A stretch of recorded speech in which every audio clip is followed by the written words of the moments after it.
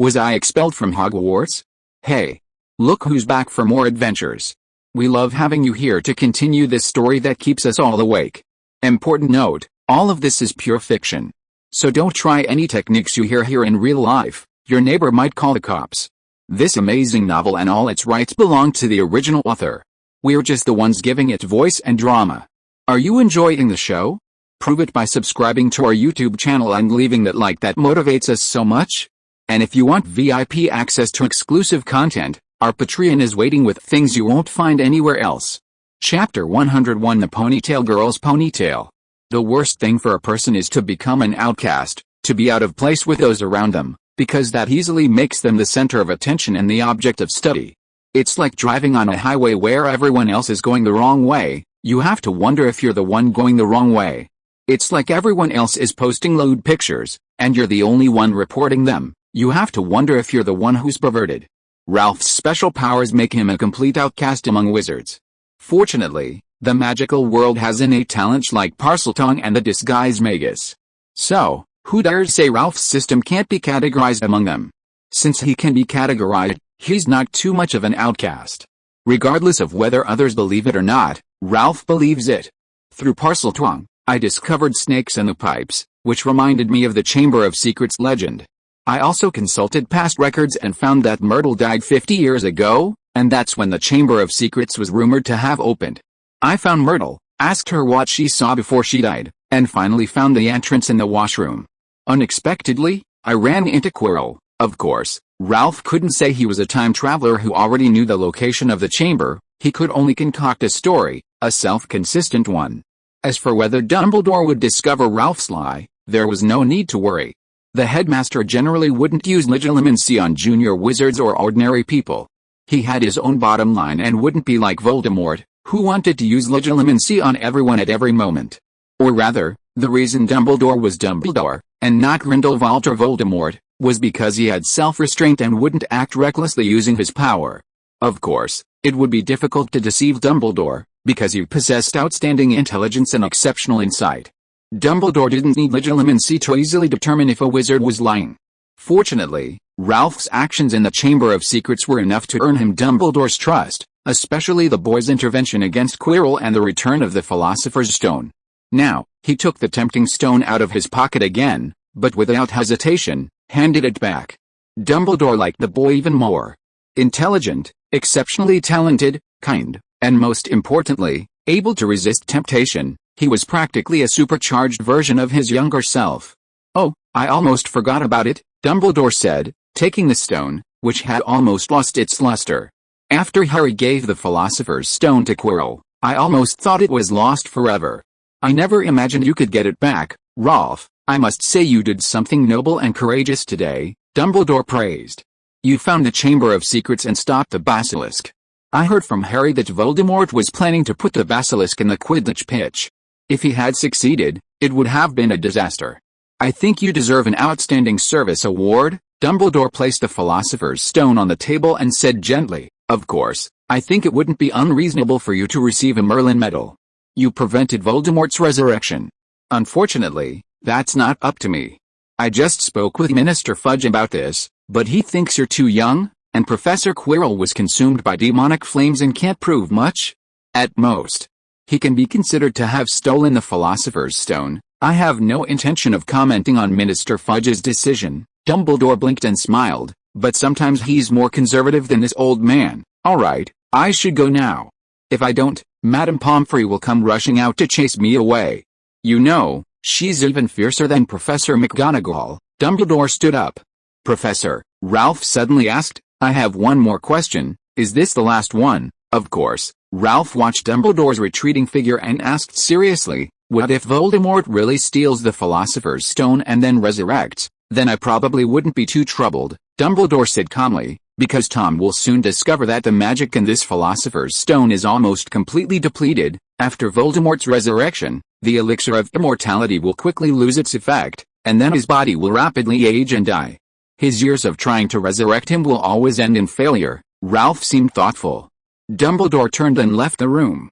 "Professor, you forgot to take the Philosopher's Stone," Ralph called out. "It's all right, Ralph. You protected the Philosopher's Stone from Voldemort. I trust you won't lose it. You can return it to its true owner during the summer holidays. Good night." After Dumbledore left, Ralph leaned against the headboard, picking up the stone and gently stroking it. Was the magic in the Philosopher's Stone almost depleted? Dumbledore had toyed with Tom like that, using a practically useless stone. How terrifying. With a creak, the door opened again and then closed. Ralph looked up but saw no one. Who? A figure slowly appeared, Ralph's invisible beast, Udoka. But it wasn't just her, the invisible beast also had a girl hidden in its arms, making her invisible as well. "Shirley, what brings you here?" Ralph asked in surprise. Sherry stood a short distance away, struggling to lift her head and forcing a smile that looked more like a grimace than tears. "I came to see you. Madame Pomfrey wouldn't let us in. Hermione begged her many times. Everyone's saying you." "I'm fine," Ralph said, throwing back the covers and standing up. "I told you at the Quidditch arena, that blood wasn't mine, it was Quirrell's and the basilisks. I'm really fine. Look." Ralph jumped off the bed, full of energy. "I even caught a basilisk and put it in the box, you see? Stay away from it, that guy seems to have some mental issues, always saying he might be schizophrenic. Are those rumors true? Everyone's saying Quirrell is a dark wizard, and you stole the Philosopher's Stone," Sherry asked, looking down at her toes. "More or less, I'll tell you the details later." Ralph picked up the stone on the table and shook it. The Philosopher's Stone. The pinnacle of alchemy, Voldemort's dream come true.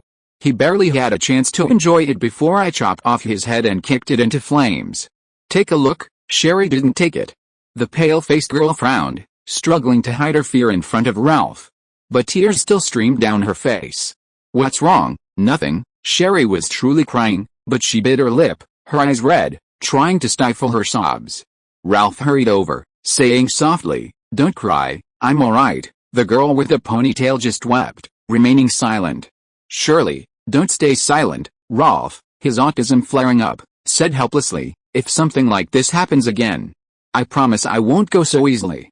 Even if I do go, I'll tell you first, and you'll give me your permission, okay?" The girl looked up at Ralph, her eyes blurry with tears, and asked, "Really?" Ralph reached out and wiped her tears, smiling. "Of course it's true, I'm only lying to you, you niffler. You have to write it in the work contract. If you break the agreement, your suitcase will be mine." Shirley cried and laughed, her face streaked with tears, yet radiant as a flower. Ralph smiled too, reaching out to touch the girl's ponytail for the first time. Chapter 102 My treasure is huge, let me show you around. If you were to ask Harry what the worst blow he had suffered in his short 11 years of life was, it would probably have been on a stormy night. He and Ron lay in their respective hospital beds, each believing they were alone, swallowing the unvented loneliness of the long night. But Harry suddenly realized that Ron had someone visiting him, and it was a girl. He had none. At that moment, Harry suffered a devastating blow, his already meager health bar instantly emptied. What hurt Harry even more was that initially, only a pretty girl named Sherry visited him, and she wasn't always there. She would only sneak over in the early morning and evening, when Madame Pomfrey wasn't around, to chat with Ron for a while. A couple of days later, Hermione and Neville joined the group, sneaking in with the help of 3 invisible beasts. Harry felt even more pain than when facing Voldemort. Sometimes he wondered why Ron couldn't wear his invisibility cloak and secretly visit him. Even if Ron was a man, even if you were a person, it would be better than nothing, wouldn't it? Fortunately, Harry made it to the 5th day, and Madame Pomfrey loosened visitation restrictions, allowing many students to visit him. But even more students came to visit Ralph, crowding in and blocking the hallways. Even Filch brought Madame Norris for a brief visit. Madame Pomfrey had no choice but to send Ralph and Harry, the 2 young wizards she considered both mentally challenged, out of the ward. Back in the Hufflepuff common room, the Badgers threw him a welcome dinner to celebrate his return. Well, Hufflepuff hosts a dinner every week, but the reasons are usually celebrating a successful week of slacking off, the perfect ending to the greenhouse weeding contest, or the conclusion of the most beautiful dormitory competition. A reason as sophisticated as fighting dark wizards and protecting the Philosopher's Stone was a first for Hufflepuff students, so there was no reason not to use it. Professor Sprout also attended, and at the dinner, she complained to Ralph that she had just gone to the Forbidden Zone and found that all the devil's webs were gone, wondering which bastard had stolen them. Ralph, of course, wouldn't admit to taking it. He could only comfort Professor Sprout, saying that Quirrell probably stole it, and then they joined in cursing Quirrell. Professor Snape was happy. He could continue teaching defense against the dark arts until that unfortunate boy arrived next school year. In class, Snape even gave Ralph and Harry a good dressing down, saying that this was the consequence of not mastering defense against the dark arts. And while they were hospitalized, he deducted 10 points from each of them for truancy. However, this didn't stop the rumors from becoming increasingly outrageous. When Ralph was discharged from the hospital, he heard many bizarre stories from his roommates Macmillan and Justin alone, such as Ralph fighting 300 Death Eaters, fighting Quirrell naked, capturing the Mystic with one arm, entering and exiting the Basilisk's body 7 times. With Quirrell's death and Voldemort's escape, Ralph gradually shifted his focus to Hagrid. A more accurate version was that it was his little fire-breathing dragon. In just a few weeks, the dragon's size quadrupled or quintupled. Besides its increasing size, it also became more active, flying around the house. But the space was simply too small for it to fly in. And Hagrid, fearing discovery, dared not let it out. The dragon's temper grew increasingly volatile, defying Hagrid's control and nearly setting his little house on fire. Hagrid finally realized the gravity of the situation. He had fallen in love with a dragon, but his home lacked a grassland, leaving him feeling hopeless. Ralph, naturally, stepped in, like a wealthy young man next door eyeing someone else's young and beautiful wife. Hagrid, your dragon is truly beautiful. Keeping such a beautiful dragon locked up in a small house is really going too far. Hagrid, you don't want to lose your job as the key keeper, do you? After repeated persuasion from Ralph, Hagrid finally decided to let go, allowing Ralph to take his dragon to the Romanian Dragon Sanctuary to pursue a better life. To love it is to choose to let go. On Saturday morning, Ralph, along with Sherry, Hermione, and Neville, arrived at Hagrid's cabin to retrieve the dragon. Toothpick lay on the edge of the Forbidden Forest, refusing to approach the cabin. For the first few days, it had used its size advantage to bully the dragon. But after only a week, things changed. The dragon was bigger than it and could breathe fire. Once, it had set Toothpick's tail on fire. From then on, Toothpick refused to stay in the cabin. Ralph knocked on the door. When the door opened, a thick plume of smoke billowed out. Hagrid, clutching his heirloom floral handkerchief, covered his nose and said, "Ralph, you're here so early." "Yes, how is the dragon?" "I've come to pick it up as promised." Ralph peered into the cabin, but the smoke was so thick he couldn't open his eyes. "I was dressing it in the little clothes I sewed, but it probably sensed you were going to take it away and was a little reluctant to leave me," Hagrid said, wiping away his tears. "So it's been a bit grumpy since this morning, and it even bit me. I also named it Norbert, and it's responding to my calls, you see." "Norbert. Norbert. Come on, stand up." Norbert didn't listen to Hagrid. Instead, it breathed fire at the ceiling, burning a large hole in the cabin. "Hagrid, this is a female dragon, and you named it Norbert." Ralph was speechless. "A female dragon?" Hagrid looked shocked. "Hagrid, I'm taking it with me." "Say goodbye to your Norbert," Ralph said. Inside the cabin, a mournful sound filled the air as Hagrid, weeping bitterly, packed Norbert into a large crate. "I also prepared a lot of mice for it, and some brandy," Hagrid said in a deep voice. "I even put its teddy bear in there, so it wouldn't feel lonely." A tearing sound came from the crate. The teddy bear had probably been dismembered.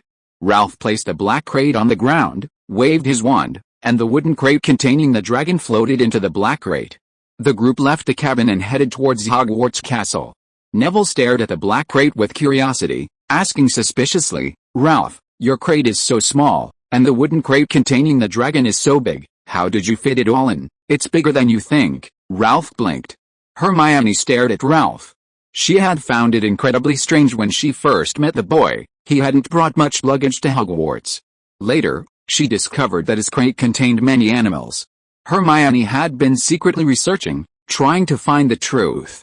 The girl, feeling she already knew the reason, confidently said, "Ralph, I know why your box is bigger inside than outside. Want to bet me?" "1 galleon." Ralph raised an eyebrow and smiled. "Okay, you'll definitely lose this time." Hermione cleared her throat, her eyes shining brightly. "There's an unseen stretching charm in the box, am I right?" "You guessed right, you finally beat me once." Ralph smiled. Hermione triumphantly held out her hand, but Ralph pushed it away. "You want to renege on your bet?" The girl puffed out her cheeks angrily. It's not that I'm reneging, I'm going to compensate you with something else, so I won't give you the money. Ralph blinked. The galleons were already in his pocket, there was no way he'd take them out. What is it, Hermione? I'll take you inside the box and show you just how big my treasure really is. Thanks to Traveler for the donation. This chapter was typed on my phone while I was in the hospital. An elder in my family is hospitalized, and I went to be with them this afternoon. I'll be updating twice a day for the next few days, consistently around 9 a.m. I'll resume extra updates after these few days. I hope you all understand. Thank you. Chapter 103. If you catch me, I'll let you have. Hermione stepped into the box and landed in an unfamiliar room. She looked around, speechless with shock. She knew the unseen stretch charm could expand space, making a box appear larger than it seemed from the outside. But this larger, in her understanding, meant at most increasing the box's volume several times, allowing it to hold more items, definitely not a whole house. Neville, landing on the floor, swallowed hard. He could hardly believe his eyes. He turned and ran, climbing the stairs out of the box, only to return moments later, shouting, "This is clearly just a box, but why is it so much bigger inside than outside?" "Oh, I've told you this many times," Ralph smiled, "but I dare say none of you truly understand what that means." Shirley pulled out her small bamboo stool, sat down, and gently swayed, her clear, bright eyes smiling as she surveyed the room. The girl was satisfied. The room was much cleaner and tidier than when she first arrived, all cleaned by her. Besides reorganizing the books on the shelves by category, Shirley also categorized the tools on both walls. She even replaced the rotten bed leg with a new piece of wood, so the bed wouldn't collapse no matter how much it shook. Ralph waved his wand, and the wooden chest containing the fire dragon floated up. He laughed. "Let's go." "Where to?" Hermione asked, bewildered. "You don't think the chest is that big, do you?" Ralph crossed his arms, a smug smile playing on his lips. "I told you, you still don't truly understand the meaning of the inside is bigger than the outside." The boy snapped his fingers, and a door slammed open.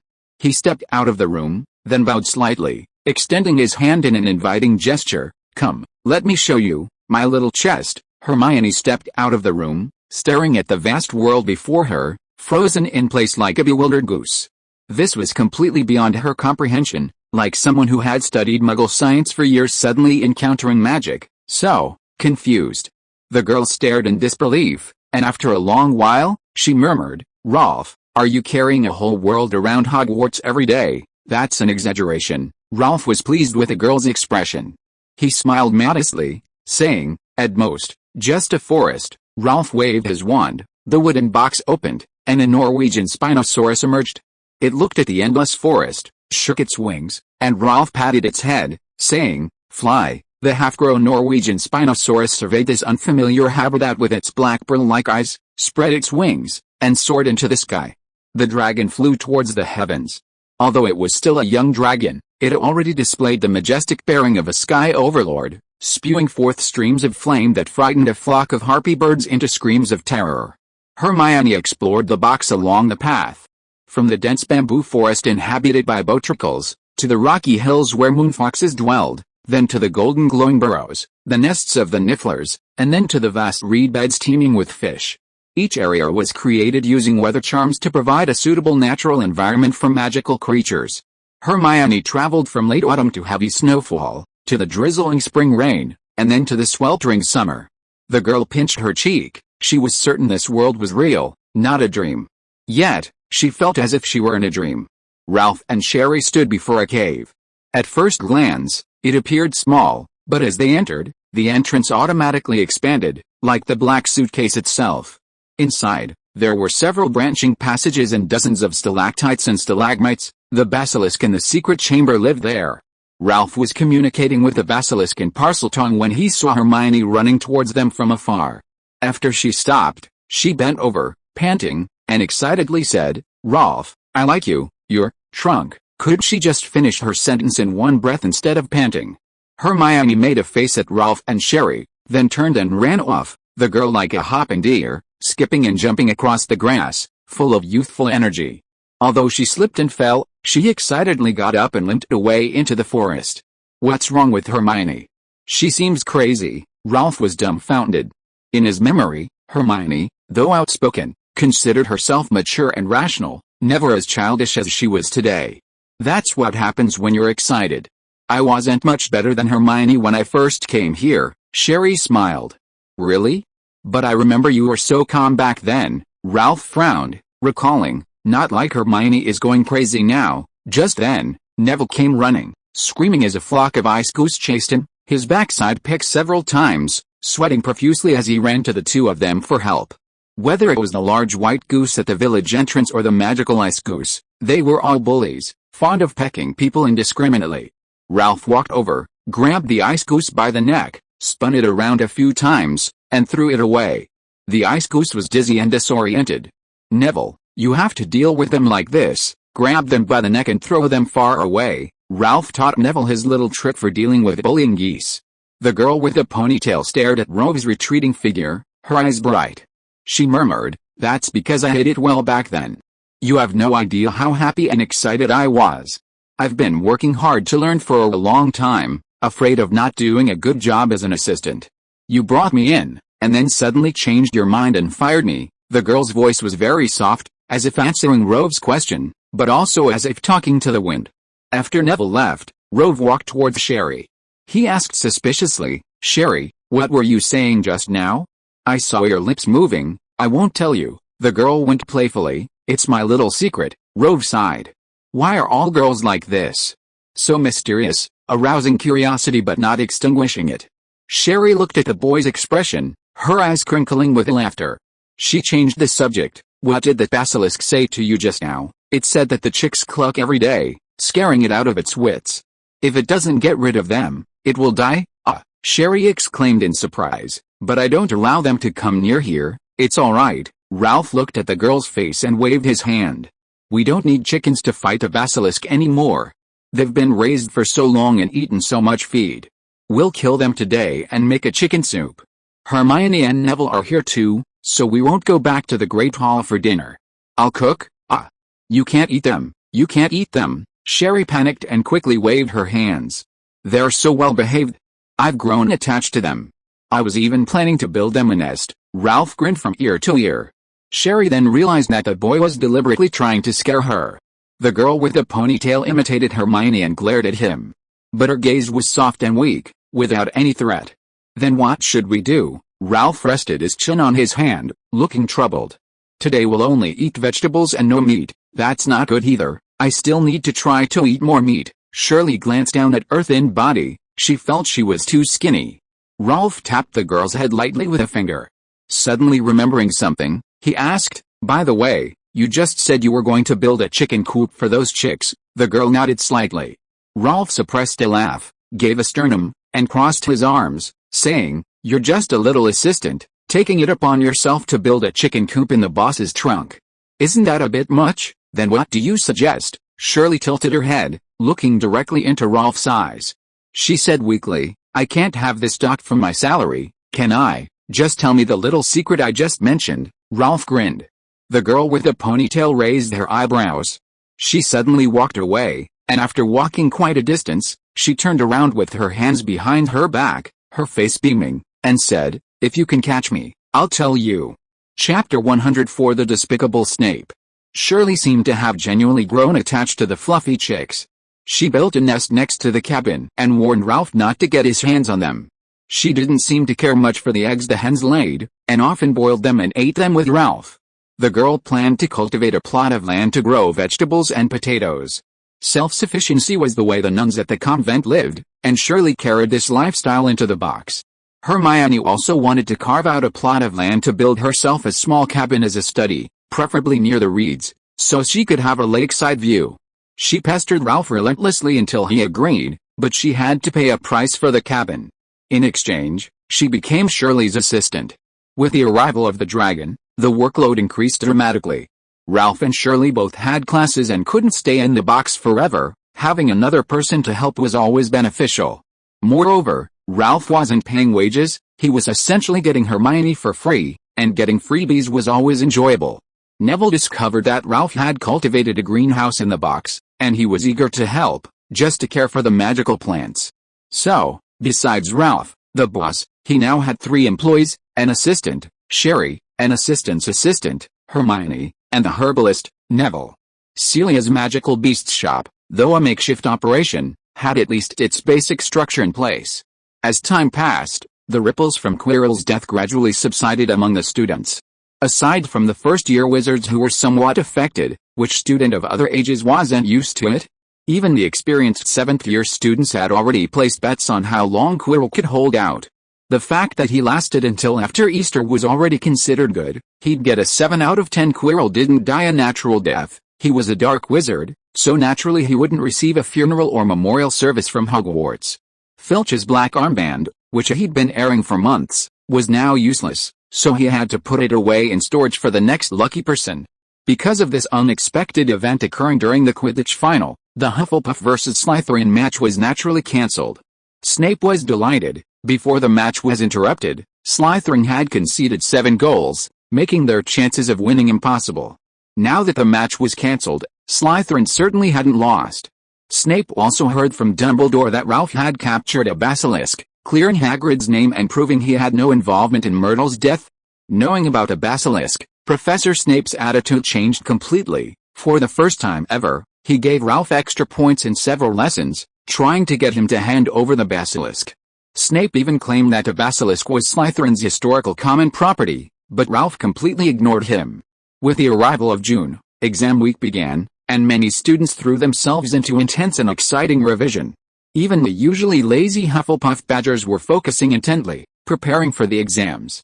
Professor McGonagall told everyone that the exam focus was on what she had covered in class, and the students excitedly flipped through their notes, discovering that her lectures were thicker than the textbook. Professor Flitwick, a rare kind-hearted teacher, highlighted the key points and told the young wizards the questions weren't too difficult. Most surprisingly, Professor Snape also unusually highlighted key points, telling everyone to review them carefully. Even Harry and Ron stopped criticizing him, especially Harry. After the Forbidden Zone incident, he realized he had wronged Snape. He was actually a good person and hadn't intended to steal the Philosopher's Stone. Now, with the final exam review materials, Harry's opinion of Professor Snape rose even higher. Exam week began, consisting of both written and practical exams. Students weren't allowed to bring their own quills and ink, making these prime locations for cheating. They had to use the stationery provided by the school. Even so, some students still cheated. Goyle, wearing black-rimmed glasses, suddenly found them smoking during the exam, making it impossible to go unnoticed. Crabbe carried a wand-shaped error correction device that made a creaking sound when it ran. Using cheat sheets was the most practical method, but also the easiest to detect. Some students wrote their notes on their wands to avoid being caught. Most outrageous, some older students even took the exam for others, using Polyjuice Potion to enter the exam room. Unfortunately, Polyjuice Potion's effects were limited, wearing off before the exam ended, forcing the substitute student to keep taking the potion. This bizarre behavior was easily discovered by the teachers. After the potions exam, there was a little incident. The students, leaving the exam room, cursed Snape, calling him shameless. Harry and Ron, in particular, practically stormed into the potions office to confront him. Snape highlighted key points, but he didn't test any of them, quite insidious. When it came to the practical exam, Professor Flitwick had the students direct a pineapple to tap dance across a desk. Ralph not only made the pineapple tap dance, but also directed it to do 20 backflips and a striptease, even peeling off its skin. Ralph thought this showy performance deserved at least 20 extra points on top of full marks. After the performance, he even shared the pineapple with Flitwick, but afterwards, he was deducted 2 points for damaging exam equipment. Professor McGonagall asked the students to transform a mouse into a snuff box. The more elaborate a box, the higher the score. Ralph drew a phoenix, fox, on the snuff box. Although Professor McGonagall gave him full marks, she thought it looked like a chick pecking at rice, which greatly offended him. The potions exam involved concocting a potion of forgetfulness. Upon learning this question, there was another chorus of groans. Because Professor Snape had confidently told everyone in the last few classes that there would be no test on the potion of forgetfulness. During the potion-making process, Snape stood behind Ralph, watching him intently, trying to find a mistake. Just because Ralph hadn't given him the basilisk. History of Magic was the last exam, and Professor Binns kept wandering around the classroom, occasionally stopping next to students and letting out a sigh. Many students thought they had made a mistake and changed the correct answer to the wrong one. But Professor Binns was simply staring at names, looking for any familiar ones. He circled around but didn't find a single one he recognized. Strange, where was Sticka, the one who had lost a year's worth of Slytherin points? Why wasn't she at the exam? Had she skipped it? Thanks to I Love Tigers, Sue Morin, Yuki Uwo, and This Is Fantasy for their generous donations. Writing in the hospital is really hard. Chapter 105 Special Contribution Award to the School. After the exams, Hufflepuff House held its final party of the semester to celebrate the perfect end to the tests. Although many Hufflepuffs might have failed one or more subjects, it didn't dampen the festive spirit. As the semester drew to a close, Ralph's bounty for washing Snape's hair remained unclaimed, with no one even daring to attempt it. Compared to Quirrell's weakness and vulnerability, Snape had amassed considerable power over the years, and no one dared to provoke him easily. After all, he was one of the three notorious troublemakers of Hogwarts, alongside the Wheeleyes and Peeves, and the leader of the trio. While the Wheeleyes had risen like meteors in the realm of pranks, their fame was too short-lived, and their future was only promising. Peeves, on the other hand, was a veteran troublemaker, but his weakness, his fear of Barrow the Blood, preserved his status and made him somewhat unremarkable. Professor Snape, however, was different. For 10 years, he had consistently deducted points from other houses, honing his skills in the realm of eccentricity and treachery, firmly holding the title of the three notorious troublemakers, a position no one dared to challenge. It's understandable that students are hesitant to take on a job with such a formidable professor. Just as Ralph was hesitating about whether to do it himself, the Weasley twins suddenly approached him, seeking help. "You guys are going to blow up the water pipes on the first floor." Ralph looked at George and Fred in astonishment. "Yes, we were planning to use a nuclear bomb to blow up the toilet in the bathroom," George whispered, to give the toilet seat to Ginny as a birthday present. There were so many absurdities in that statement that Ralph couldn't process it for a moment. Blow up the toilet with what? With a nuclear bomb. "My dad said Muggle nuclear bombs are very powerful," Fred shrugged. "For that reason, we even took Professor Carity Babbage's Muggle Studies course this semester to study how to make nuclear bombs. Why don't you just say that you're going to build a rocket to fly to the top of Hogwarts Castle?" "So, did you guys succeed?" Ralph raised an eyebrow. He was more concerned about that. "No," George sighed. "Professor Babbage has no idea how to build a nuclear bomb. She thought it was just pretty fireworks and wanted us to set it off at the end of term party, so we changed our approach and built a Muggle bomb," Fred said softly. "We even bought a lot of firecrackers, took out the gunpowder, and tried to make a large bomb, but we failed." "Then why did you come to me?" Ralph looked at the two of them and spread his hands. "I don't know how to build bombs either. Charlie wrote that we could ask you for help if we had any problems." The twins exchanged glances, and George smiled. "We'll work together to complete the task of washing Snape's hair, and we'll split the 100 galleons." The twins obviously didn't know that Ralph was the one who issued the task. But that was normal. Those who issued tasks always concealed their identities, and after the task was completed, the reward was sent over using the school's public owl. Absolutely safe and reliable. "So, you need a weapon with high explosive power, the kind that can delay the explosion, so you can have an alibi?" Ralph asked, chin in hand. "Right." Ralph thought for a moment and smiled. "Then I suggest you use a pressure cooker. A pressure cooker, as a kitchen utensil, can transcend the limitations of a simple pot when used improperly. 1 second it's just simmering soup, the next it becomes a weapon, a UFO, or a rocket soaring into the sky. And a bomb made using a pressure cooker is an incredibly powerful explosive device, even widely used by terrorists in the future. Therefore, it's an essential household item and the best item for terrorist explosions." Following Ralph's advice, the twins planned to act before the end of the term, when everyone would be in the Great Hall, preventing casualties and giving everyone a surprise. As time passed, the school year finally came to an end. At night, when Ralph entered the Great Hall, it was decorated in gold and black, representing Hufflepuff. Behind the main seating area, a huge banner depicting a Hufflepuff badger hung on the wall. Hufflepuff had ended Slytherin's 6-year reign, and everyone except the snakes beamed with smiles. Good riddance. Pop the champagne. Even Professor Sprout had changed into a clean suit, seemingly preparing to celebrate this rare occasion.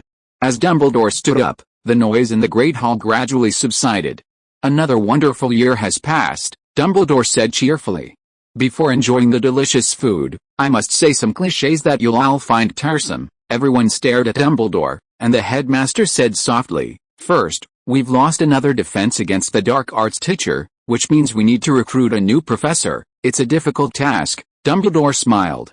"Every summer, when I write to my old friends, they usually refuse to accept it, afraid I'll invite them to teach at Hogwarts." The young wizards burst into laughter. The most popular hellish joke at Hogwarts now was, "You're so amazing, why don't you teach defense against the dark arts next year?" "I'm not joking, I'm already having a headache. If you have any good suggestions," Dumbledore blinked and said, "you can write to me, and I'll consider it." The second thing is the House Cup results. The specific scores for each house are as follows. 4th place, Gryffindor, 215 points. 3rd place, Slytherin, 220 points. Ravenclaw, 370 points. Hufflepuff, 400 points. There's a huge gap in scores between the top two and the bottom two, mainly due to Professor Binns, who deducted too many points from Slytherin. Even after the History of Magic exam, Professor Binns deducted several more points from Slytherin for absenteeism. Professor Snape also knew that a 7th consecutive title was impossible this year, so he adhered to one principle: whoever deducted points from Slytherin, he would deduct points from Gryffindor. Come on, let's hurt each other. Therefore, after the exam, due to Professor Binns's deduction of points, Snape discovered that Slytherin had fallen to 4th place, even lower than Gryffindor. He quickly found Harry and deducted another 10 points from him, the reason being simple: the handwriting on the exam paper was too messy, increasing his workload. Dumbledore gestured with his hand, saying, "However, a few recent events must also be taken into account." The Great Hall became very quiet. They had never heard of a final exam bonus system before. Could it really be done like this? Just then, several loud explosions were heard in the distance, followed by the sound of water gushing from a pipe. Soon, the caretaker, Filch, rushed in, soaking wet, stammering, "Something terrible has happened. The water pipes in the washroom have burst. Professor Snape, your office is about to flood." Snape was terrified. He rushed out. His office contained a large amount of magical materials, which couldn't be exposed to water. Not long after Snape left, several more explosions were heard, and the sound of water gushing became even louder. "It seems our school's plumbing is in a bit of disrepair and needs a major overhaul." Dumbledore glanced sharply at the twins, cleared his throat, and continued, "I have a few last points to allocate. Let me see. Oh, right, first, Mr. Ron Weasley. He won the most brilliant game of chess at Hogwarts in many years, for which I award Gryffindor 50 points. Second, Mr. Harry Potter," Dumbledore said.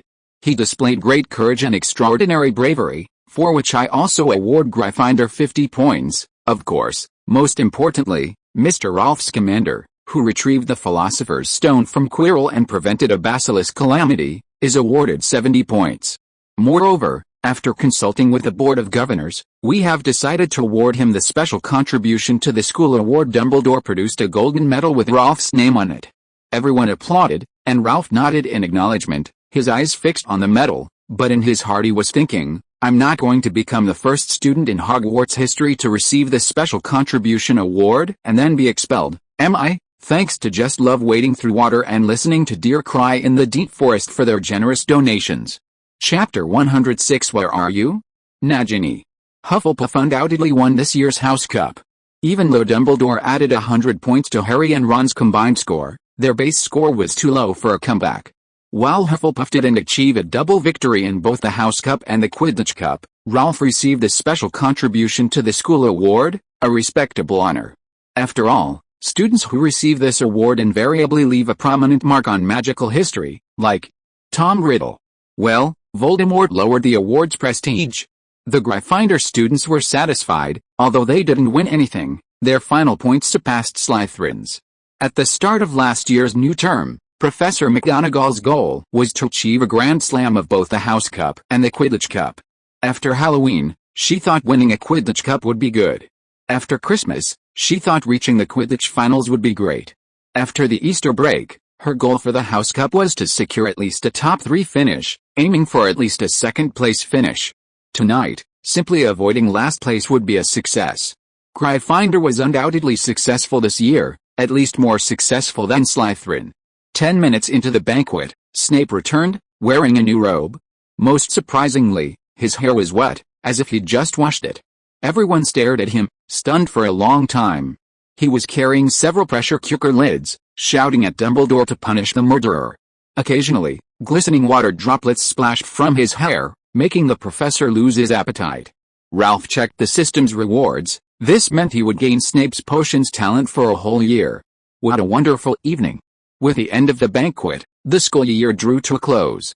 The next morning, the students' luggage was loaded onto the train, and the young wizards boarded the Hogwarts Express to return to London. As soon as Hermione entered the carriage, she immediately used magic to lock the doors, preventing anyone from entering. She looked at Ralph expectantly and urged, "Hurry up, I can't wait." Ralph had no choice but to open the black suitcase and let them crawl inside. The train journey would take all day, and such a boring trip was best spent in the suitcase. Sitting on the lawn, they played wizard chess for a while, then cards. Ralph had good luck, winning several hands in a row, and their faces were covered in slips of paper. Hermione, the typical bad player with a big addiction, complained about her bad seat, clamoring to switch seats with Ralph so she could go on a rampage. But after they switched seats, it was Sherry's turn to win, and Hermione's head was covered in slips of paper. After a morning of commotion, Ralph left the suitcase to buy snacks from the shopkeeper, while Neville went to the greenhouse to get busy. Sherry and Hermione sat by the willow-lined pond reading. In the pond, lotus leaves rose as large as plates, and blooming lotus flowers carried their fragrance on the breeze, a truly delightful sight. Shirley, who had been sitting on a stone bench by the pond, stood up, squatted by the water, picked a lotus flower, and gently twisted it, causing raindrops to splash. She ran back to the cabin, intending to find a vase to put the lotus in and place it on the desk. Hermione was carefully holding a stone, raising it high in the sunlight, pinching it between two fingers, the light reflecting off the stone. She tilted her head back, squinting, carefully observing the subtle patterns on the philosopher's stone.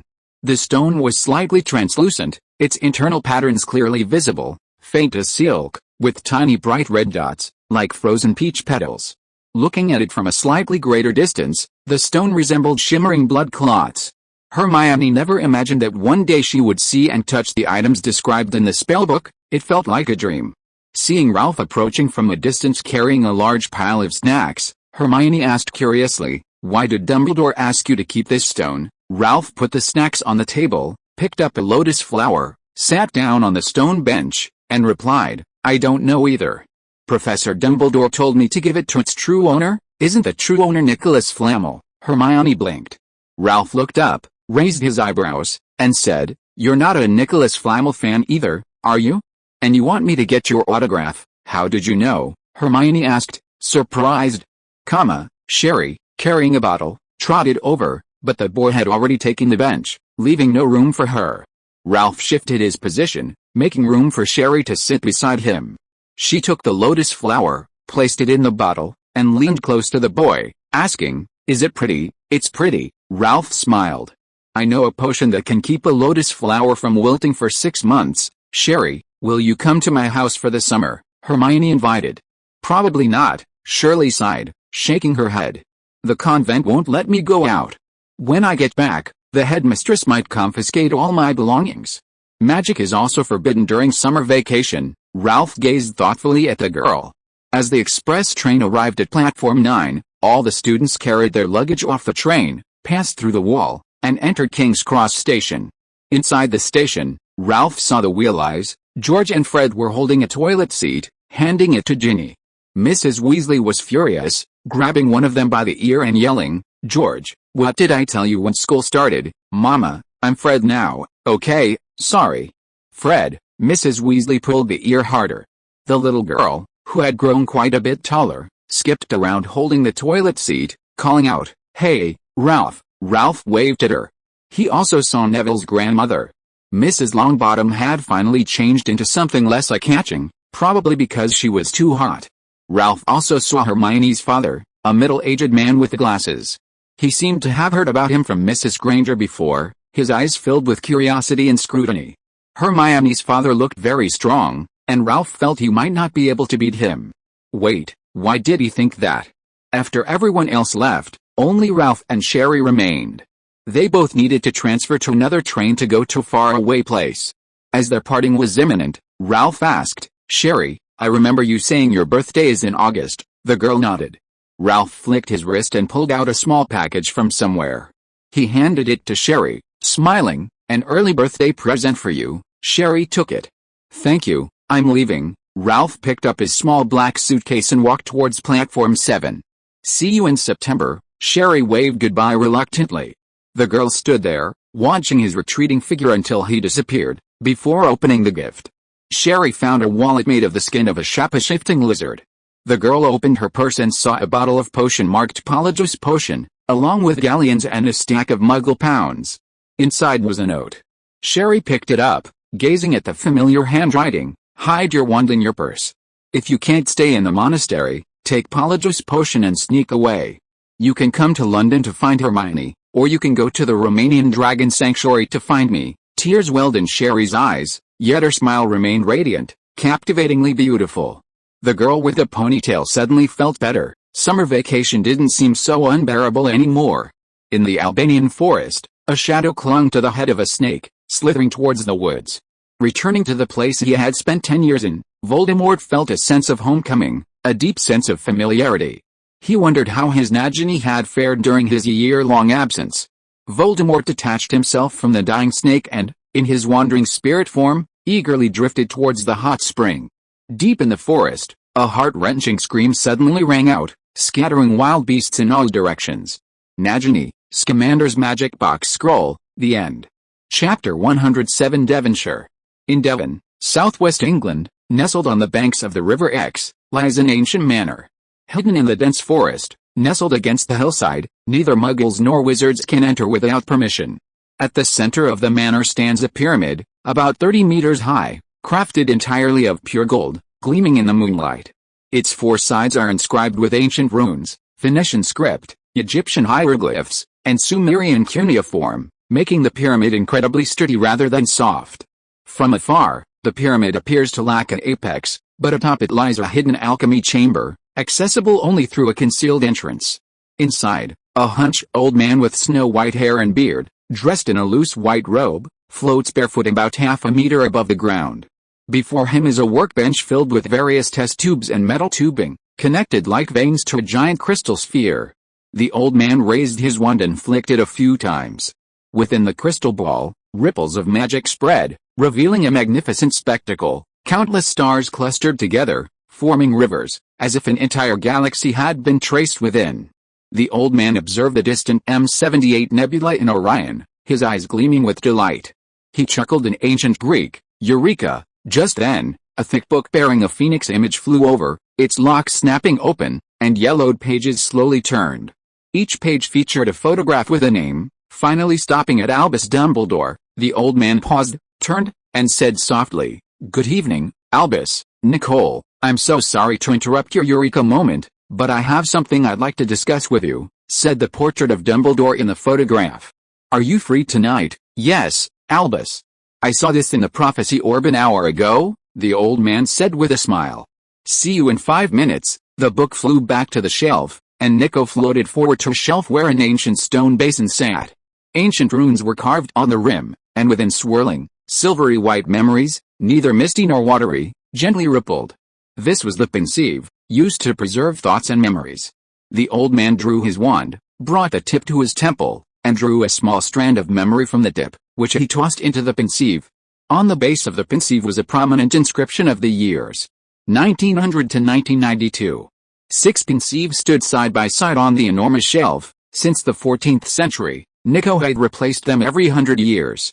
Nico snapped his fingers, and the pointer on the bronze dial above the door spun from alchemy room to study. The entire scene within the room instantly transformed, the alchemical equipment vanished, and the alchemy room became a study filled with the aroma of tobacco, smoky wood, and fragrant tea. Nico sat in a chair, picking up an oak pipe, its surface gleaming with a rich, reddish-brown sheen from years of wear. The old man gently rubbed the tobacco between his fingers, sparking as he tossed it into the pipe.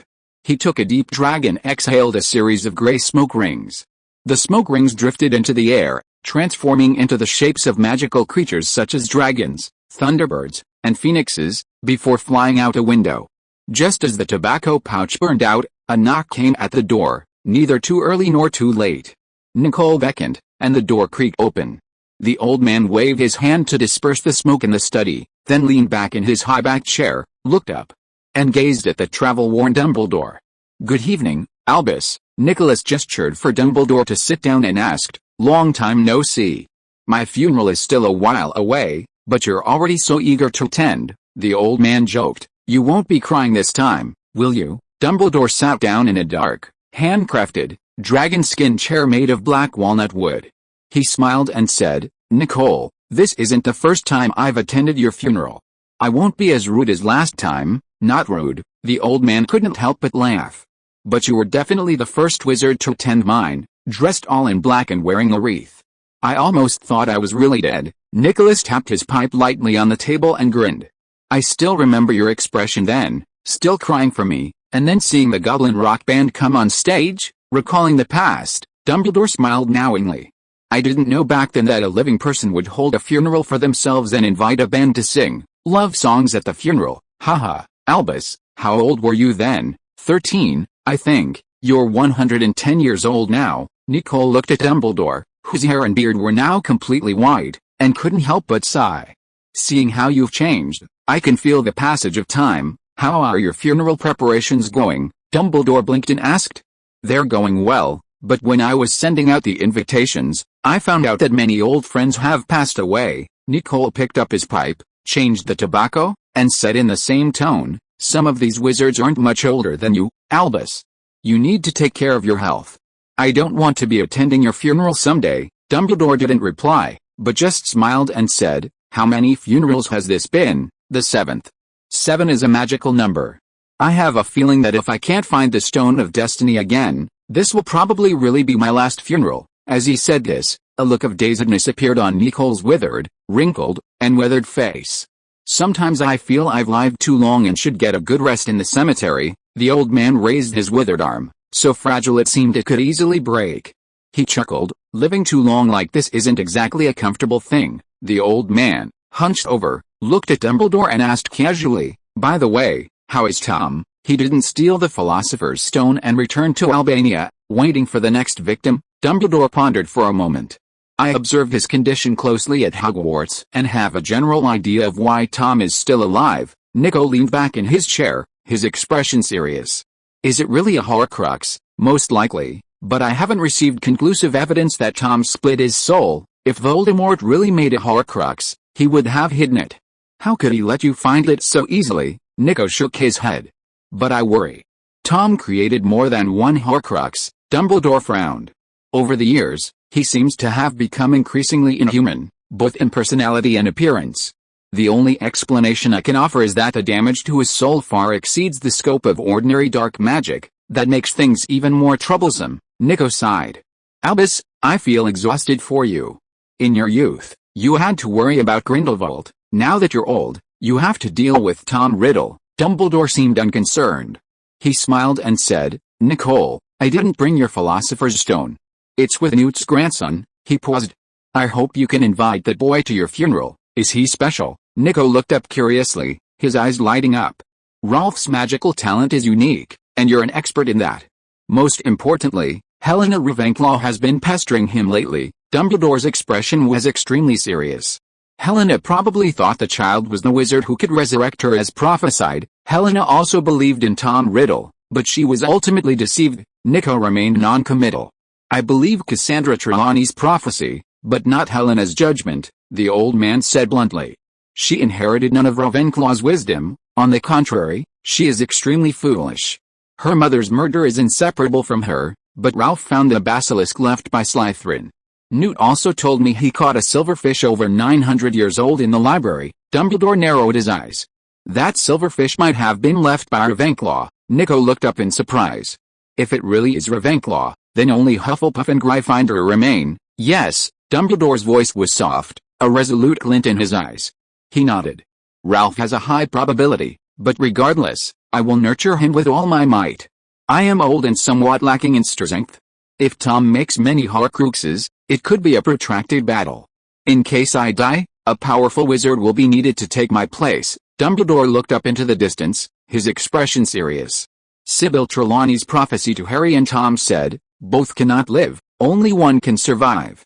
I must prepare for Harry's failure, of course. I have my own selfish reasons. Dumbledore stood up, gazing out the window, his face filled with bitterness and guilt. If Helena, dead for 1,000 years, could be resurrected by Ralph. Nico, you know my wish all these years. Ariana, Nico fell silent, finally letting out a long sigh. Chapter 108 Luna Lovegood. 7 was brightly lit and packed with wizards, densely packed, as if welcoming some important figure. A handsome blonde boy, carrying a black suitcase, pushed his way through the wall and was startled by the scene. Had news of his Hogwarts Special Contribution Award already spread throughout England? Who leaked the news? Well, he was obviously overthinking it. Receiving the Order of Merlin might warrant this kind of commotion, but a Special Contribution Award? Who the hell knew you? This thing wouldn't even be useful when looking for a job. Ralph was mercilessly pushed and shoved by the crowd, unable to even get on the Orient Express. There were also many reporters with cameras around, constantly taking pictures. Even the airport reception for celebrities in his previous life wasn't this intense. Ralph was even more curious. But the area around the express train was overflowing with people, and the boy, standing at the very back of the crowd, was too short. Even on tiptoe, he couldn't see anything. Rove turned to the tall wizard beside him and asked, "Sir, what's going on in there?" The tall wizard glanced at Rove. He was slightly cross-eyed, with cotton candy-like white hair piled on his shoulders. He wore a hat with tassels that reached his nose, and a bright, dazzling egg-yellow robe. A large gold chain hung around his neck. He was practically tattooed. A somewhat famous wizard is taking the Orient Express, and reporters are interviewing him, the cross-eyed man said, puzzled. "I'm quite famous too, and I'm taking this train as well, so why isn't anyone interviewing me?" Rove scoffed. The cross-eyed wizard was so recognizable. If he were truly famous, Rove would definitely remember his face. Clearly, the other man wasn't famous at all. Rove was about to pull out his flying broomstick to fly into the air and see which wizard it was when the cross-eyed man grabbed him by the shoulders and lifted him up. See that? Riding on the cross-eyed man's shoulders, Ralph's view suddenly opened up considerably. He looked towards the Orient Express entrance and saw the train plastered with photos. One was a handsome wizard, wearing a purple robe, with golden, wavy curls, grinning to reveal dazzling white teeth. At the Orient Express entrance, a large banner proclaimed, "Gilderoy Lockhart will ride the Orient Express for free. Family, my fans, at Mr. Tully's invitation, I will be traveling on this Orient Express for the next few days," Lockhart said, waving his arms as he stood at the train door. "I will be writing a poetry collection, The Orient Express, which will be published in August along with my autobiography, The Magical Me. I'll be on the train during this time. If you want to get up close, buy a ticket." Lockhart waved to the crowd, and Tully smiled. He had spent a fortune to invite Lockhart, so the hype had to be maximum. But what Lockhart said next almost made him vomit blood. "To thank everyone for their support, you can ride the train for free with a receipt for my complete set of books. Everyone hurry up and buy the books before the train departs." A short man holding a large black camera jumped around Lockhart taking pictures. "It's outrageous," the cross-eyed wizard complained. "Sigh, what's wrong with this world? Writers with no talent can become popular, but someone as talented as me can't. It's like Gresham's Law." Ralph asked curiously, "Uncle, are you a writer too?" "Uncle what? Do I look that old?" "Call me sir. Or brother." The cross-eyed wizard rolled his eyes. "I'm actually not that much older than you." "Still young?" Ralph looked at the other man's wrinkled face and couldn't help but twitch his lips. In his eyes, anyone over 20 was considered an uncle, and over 30 was definitely a middle-aged man. Unable to contain his discomfort, Luo Fuqiang asked again, "Brother, are you a writer too?" "Yes, I write articles often, and I'm quite famous," the cross-eyed wizard said proudly. He seemed to have been holding back for a long time, and having finally found a boy willing to listen to him, he began to boast enthusiastically. After enduring it for a while, Ralph couldn't take it anymore. He sighed, rested his chin on his palm, and said, "Uncle, I heard from the professors that a wizard in his 30s, single, without a girlfriend or a job, probably fantasizes about being a writer." Ralph looked innocent and asked, "You don't mean someone like you, do you?" "Get down." The cross-eyed wizard put Ralph back on the ground, pinched Ralph's plump face hard, and said, A pretty boy like you will probably end up like Lockhart, living off his looks. That's better than nothing. Who told you I can't have any? The cross-eyed wizard snorted. I'm married, I even have a daughter, and she's very cute and beautiful. Ralph pouted, thinking to himself, with your looks, your daughter probably won't be much better looking either. As Lockhart boarded the train, the crowd gradually dispersed. Ralph dusted himself off and waved his hand, saying, I'm getting on the train. Goodbye, sir. If your daughter goes to Hogwarts, I'll definitely look after her for you. Hey, you little rascal.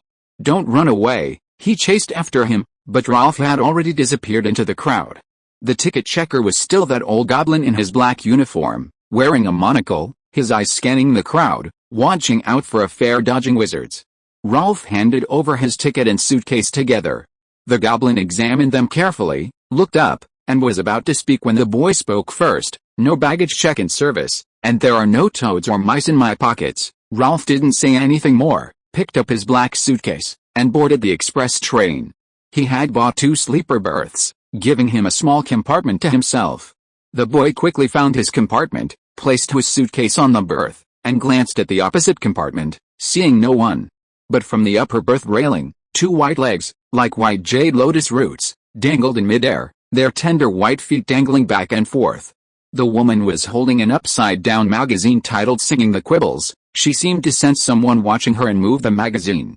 Ralph saw a young girl with waist-length golden hair and glaring gray eyes. Hello, Ralph smiled.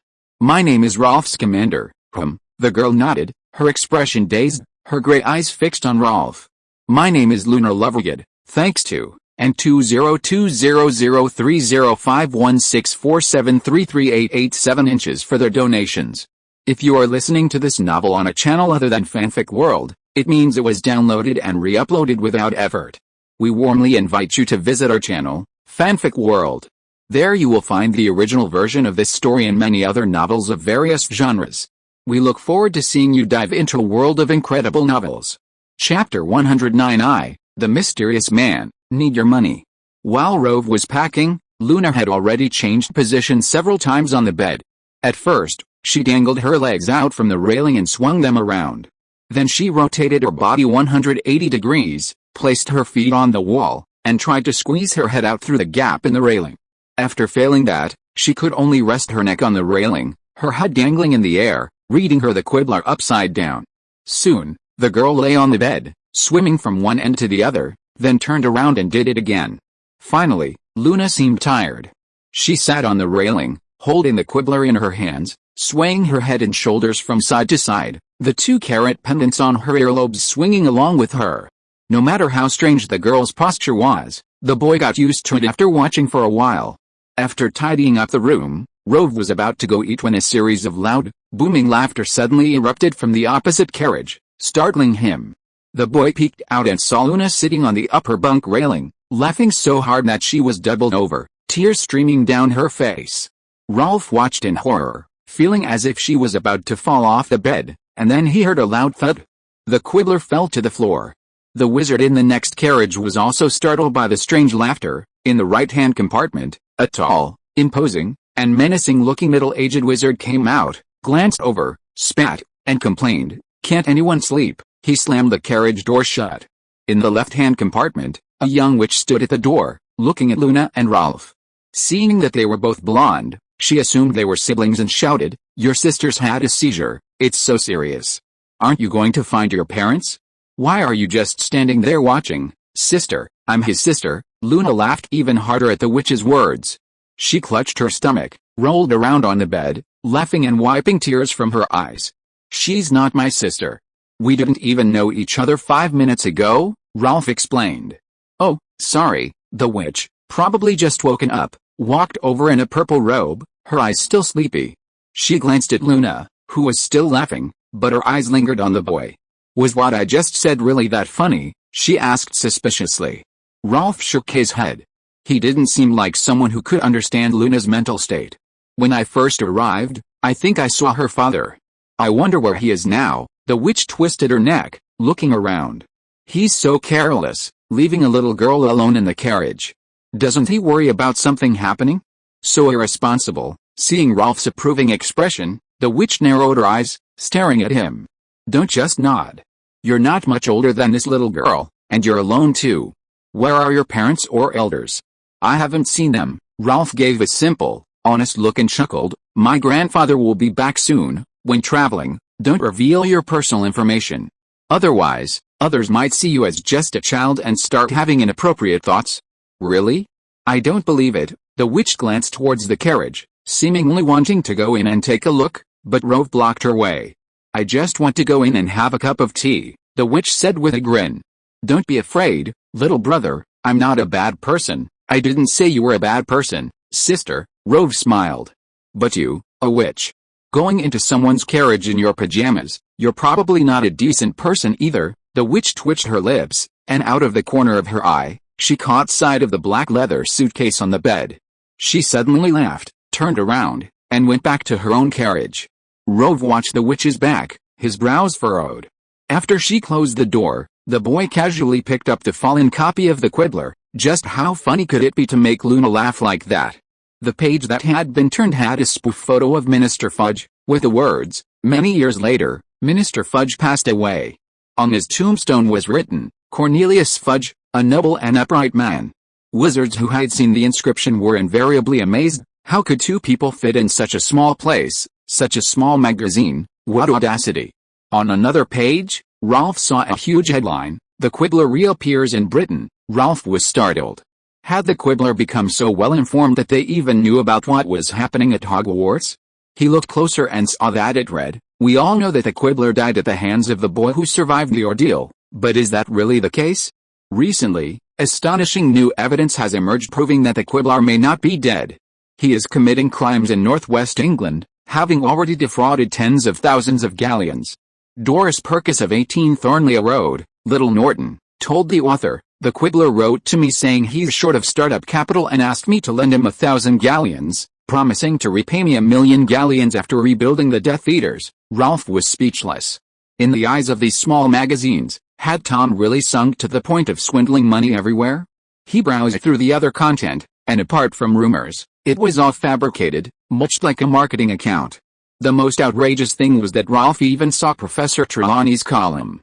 In the column, there was a picture of Gorbachev, who had just disbanded the first branch of Soviet magic in the summer, and Professor Trelawney predicted he wouldn't live past September. He just didn't know which September. Even Professor Trelawney could write a column, if the price wasn't low. Ralph wanted to earn some extra money.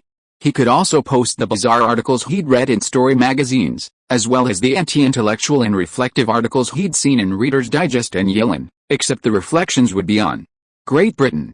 Just then, a loud shout suddenly came from afar, "You little brat! You actually dared to come to my door and harass my daughter." Ralph turned around and saw it was the cross-eyed uncle he'd just met by the train. He was rushing over, seemingly very agitated. Luna grabbed the railing, feet together, and with a hop, jumped from the upper bunk to the ground.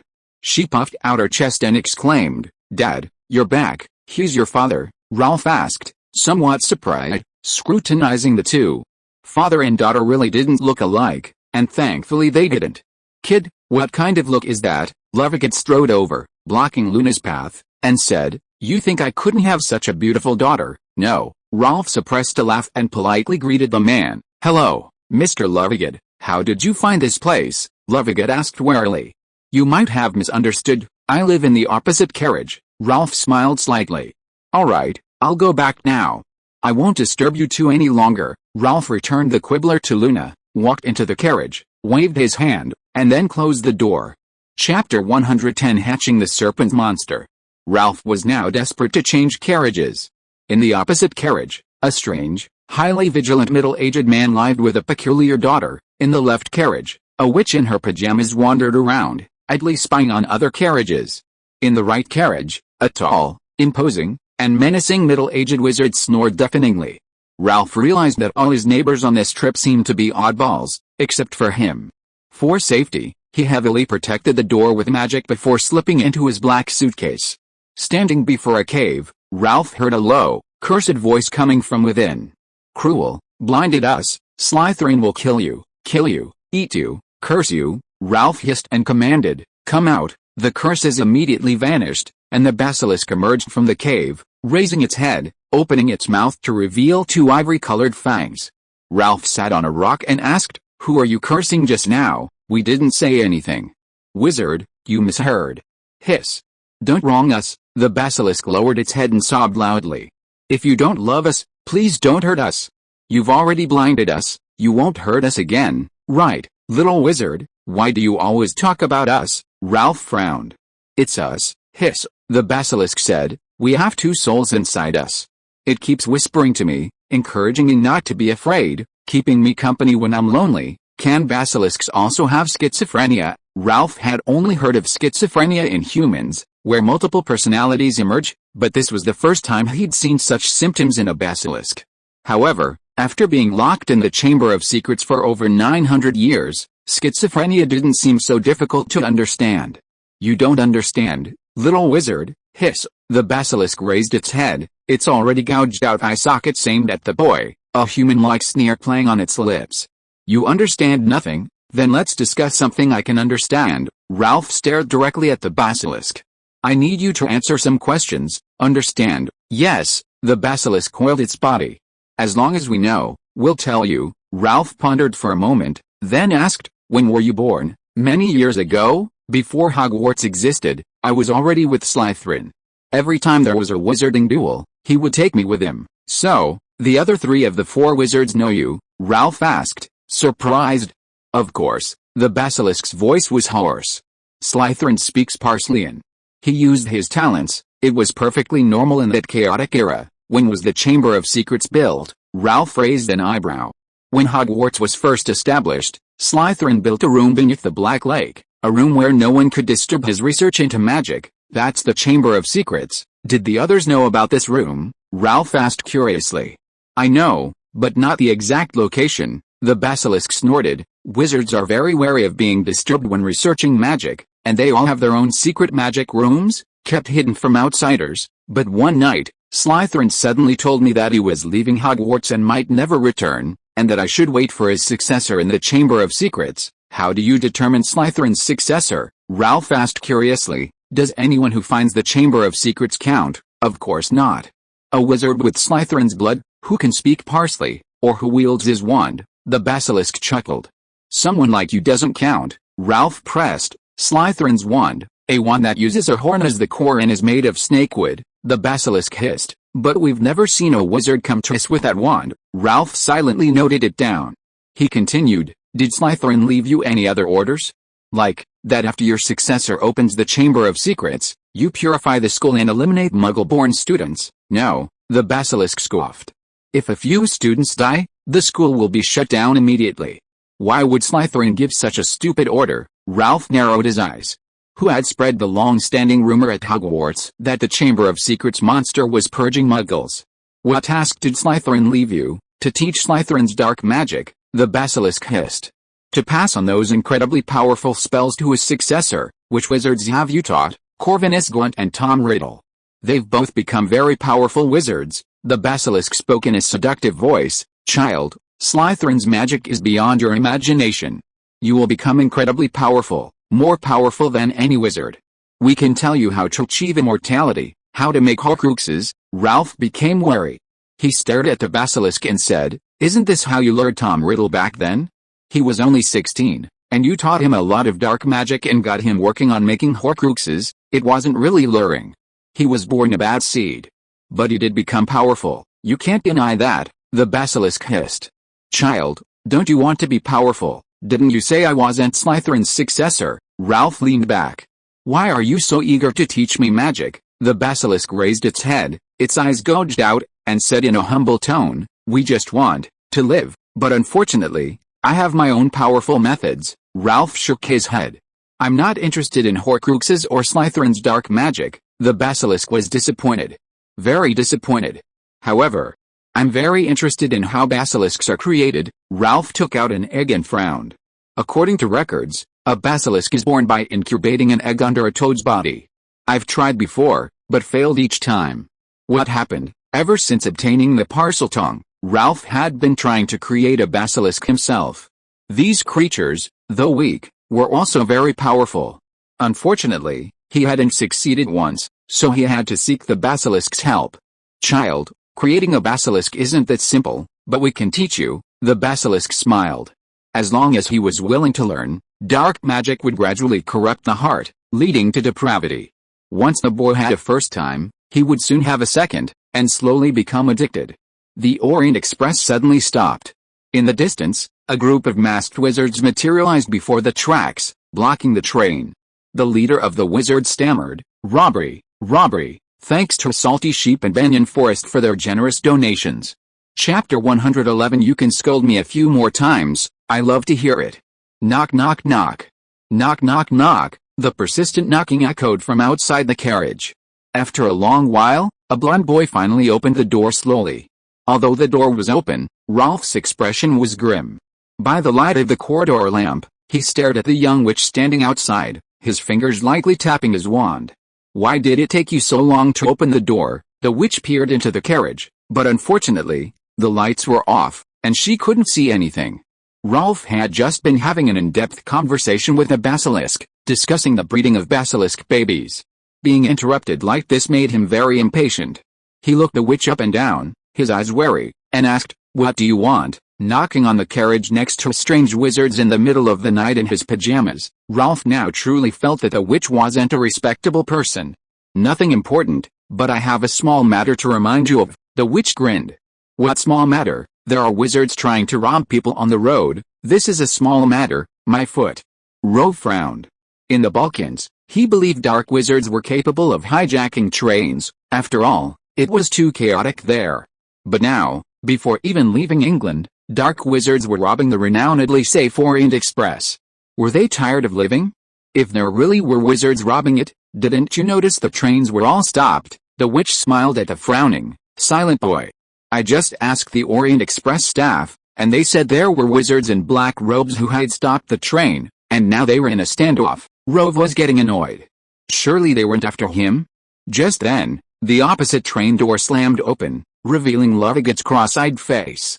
He grumbled, "You two are up in the middle of the night, banging on the door and whispering amongst yourselves. Don't you care about anyone else's sleep? Have you no sense of public decency, Mr. Lovegood? You might not be able to sleep," the witch said gleefully. "A bunch of wizards have stopped the train and are robbing it. I heard they're a group of Death Eaters," she added with a smile. "How terrifying." "Nonsense. You're delirious with sleep.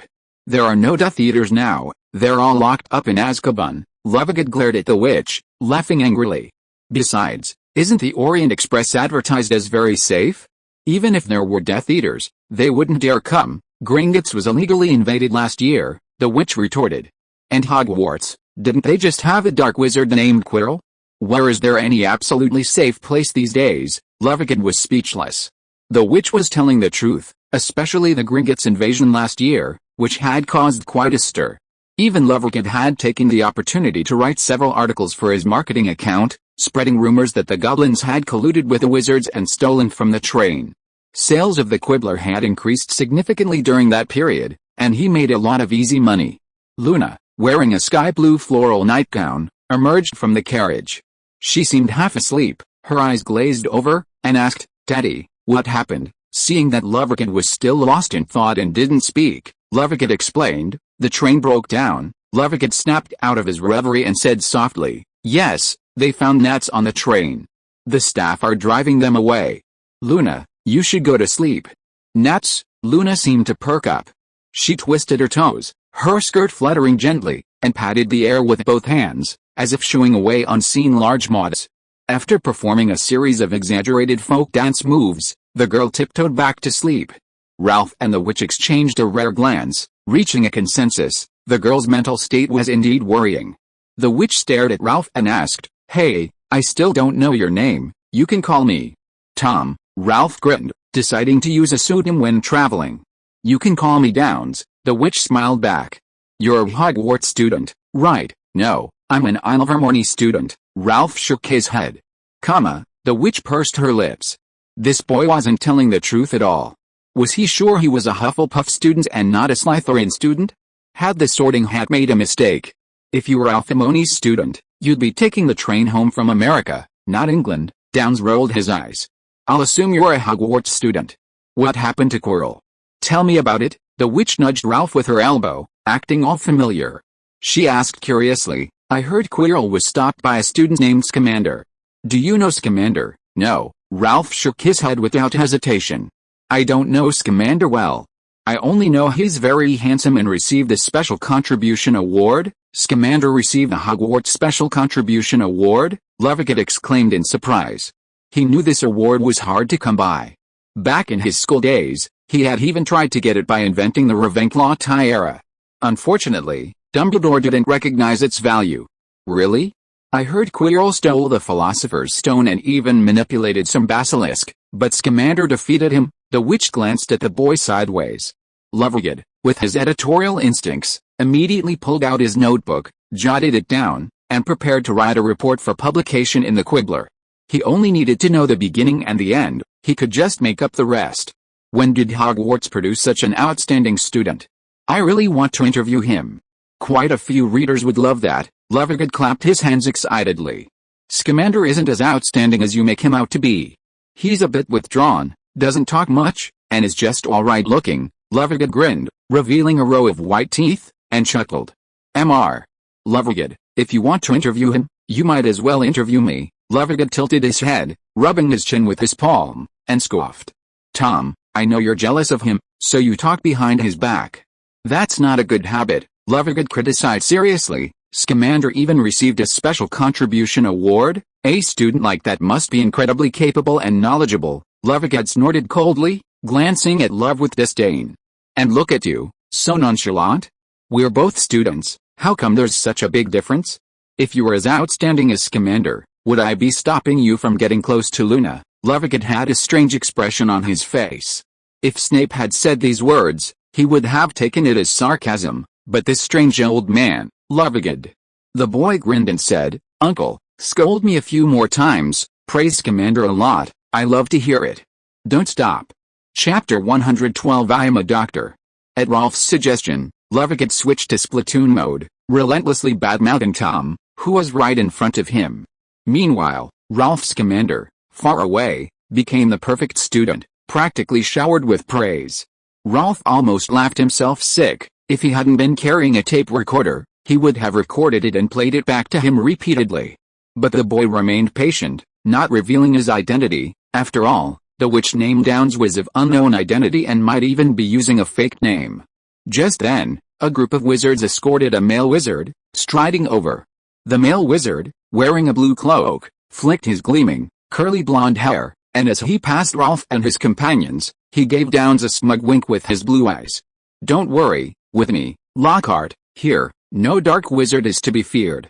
Even if it's the Dark Lord robbing us today, I'll make sure he doesn't leave alive. Lockhart's voice, amplified by magic, echoed throughout the train, and many of his fans poured out of the carriages to cheer and applaud him.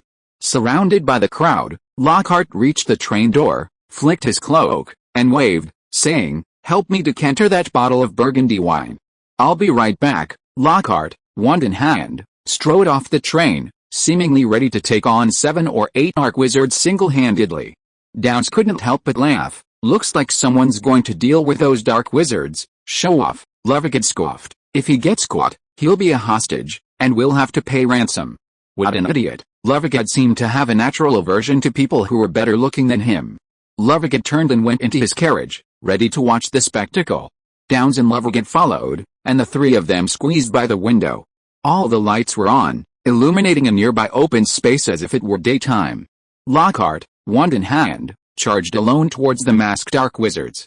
The leader blocked his path, shouting and stammering, I'm a Death Eater, robbing, leave me 10,000 galleons, and I'll spare your life. Lockhart laughed loudly, you blind fool, daring to touch my train? Watch me defeat you Death Eaters today. The dark wizard raised his wand, shooting a beam of white light that struck Lockhart in the chest. Lockhart remained unmoved, laughing wildly. Lockhart raised his wand, and the dark wizard trembled as if struck by lightning, his body like a sieve, before flying backward. He lay on the ground, twitching twice, seemingly unconscious. Another short wizard came running, shouting, Feint. Lockhart easily dodged, waving his hand dismissively and laughing, Get out of my way. The short wizard seemed to be injured by an invisible magic, spinning several times in the air before crashing to the ground a distance away. He lay sprawled on the ground, raising his arm to point at Lockhart, his voice trembling, Who are you? I've never seen a wizard as powerful as you. You're even more powerful than Dumbledore. Lockhart stretched out his palm, patted his chest, and shouted, remember this, I am Gilderoy Lockhart, a third-class member of the Order of Merlin, an honorary member of the League Against the Dark Arts, and a 5-time winner of the Wizarding Weekly's Most Charming Smile Award, but I don't wear that on my sleeve.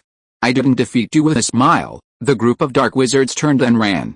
Lockhart turned to the express car, waving in response, while countless witches cheered wildly. This acting is so fake. Lovegood shook his head. He was a master of fabrication and could easily tell they were all extras. Yet, Downs crossed his arms and commented professionally, where did they find these actors? They're really unprofessional. Ralph also shook his head. Lockhart's idea was good, but his acting was lacking. It was just like a domestic low-budget film, stiff movements, awkward lines, not as natural as Japanese films, and certainly not as simple and crude as those from Europe and America. But it has to be said that Lockhart's appearance was quite good. If Lovegood or Snape had done this kind of performance, it would have given off a sleazy and greasy feeling. Since the so-called robbers were all actors hired by Lockhart, Ralph immediately lost interest. He said, I'm going to sleep.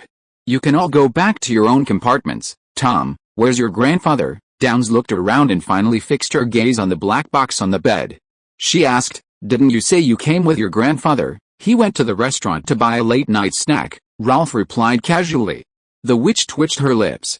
Just then, a piercing scream suddenly rang out in the distance, and someone in the corridor cried out in anguish, dead.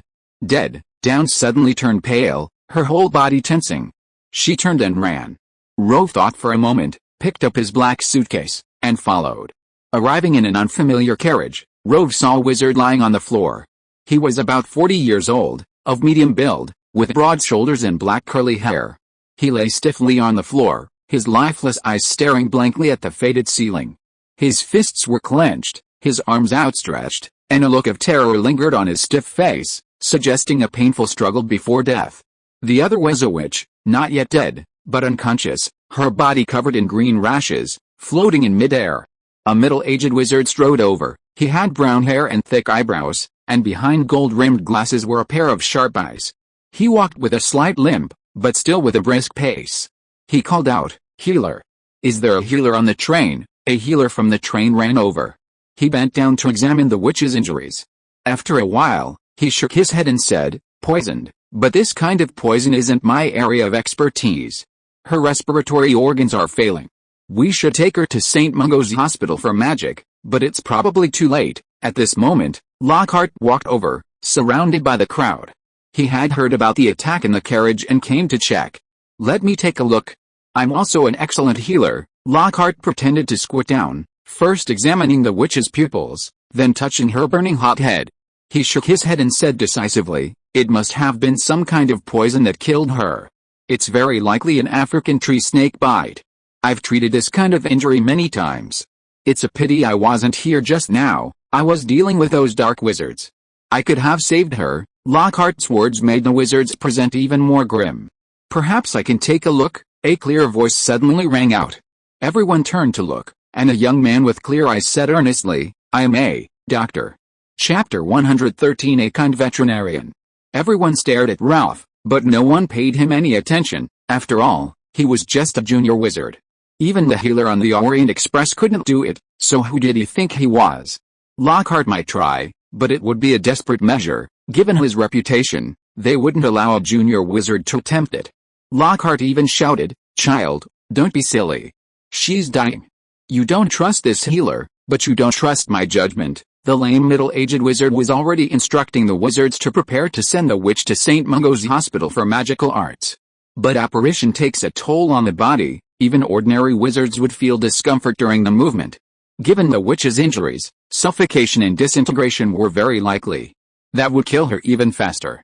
But sending her to St. Mungo's Hospital for Magical Arts by other means would be too slow. By the time they arrived, she might be too late. It was a dilemma.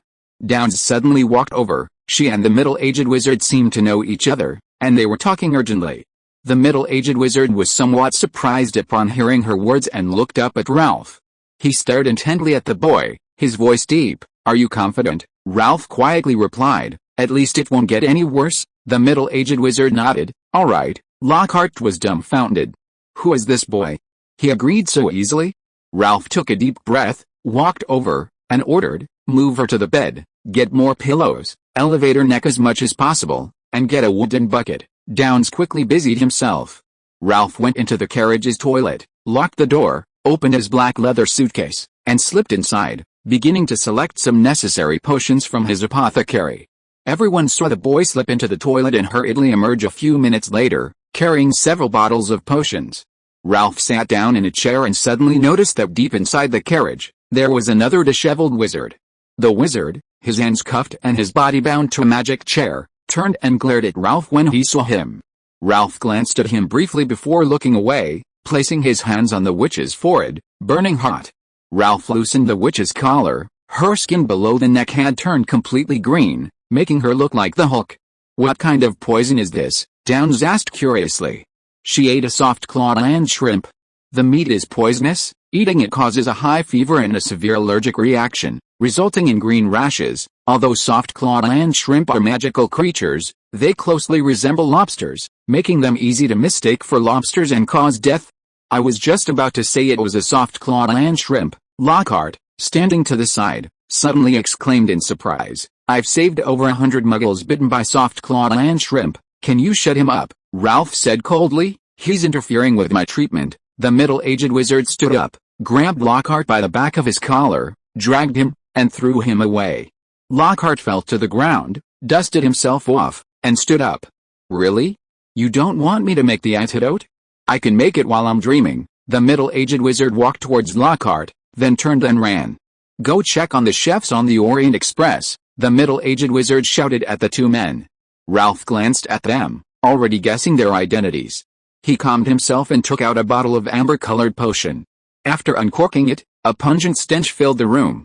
This was a potion made from anteater saliva, used to wash the stomach and expel the swallowed soft-clawed land shrimp meat.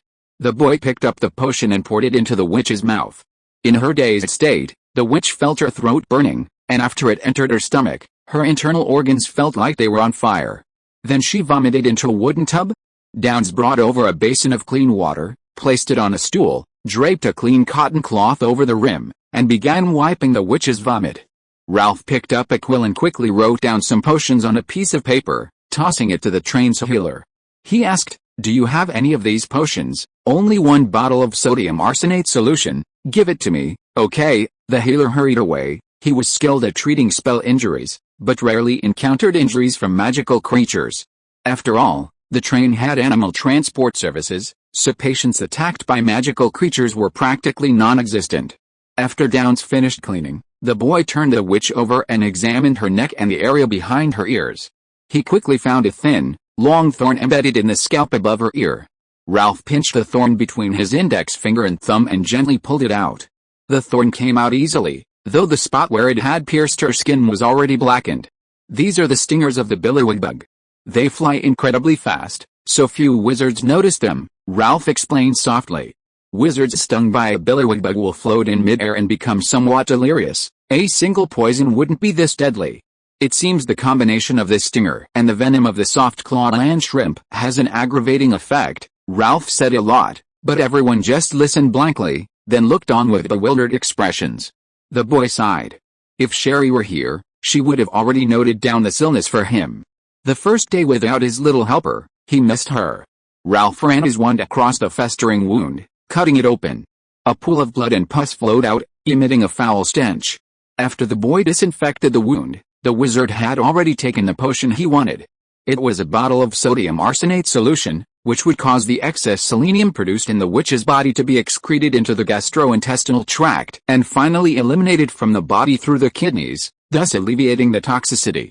After administering the medicine to the witch, Ralph placed his hands on her neck. Healing hands. In the middle-aged wizard's eyes, the wound healed rapidly. Wandless spellcasting. Alright, I only provided first aid, saving her life. Ralph stood up, catching his breath. There's still some residual poison in her body, not completely cleared, but enough to last until St. Mungo's Hospital for Magical Arts. The surrounding wizards breathed a sigh of relief, and some even began to applaud. Could you help me check on the other wizard? The middle-aged wizard asked seriously. Ralph glanced at the corpse lying on the ground and said, "He's beyond saving. I want to know the cause of death," the middle-aged wizard said in a deep voice. "My men just determined it, but I trust your judgment more now." Ralph had no choice but to examine the body. He shook his head and said, "I'm a veterinarian, very skilled at treating injuries to magical creatures. I can't tell what caused death from other causes." "Then thank you very much, child," the middle-aged wizard said gratefully. "You're welcome. I'm going back now." As Ralph carried his suitcase out of the carriage, he saw Lovegood still standing blankly at the door.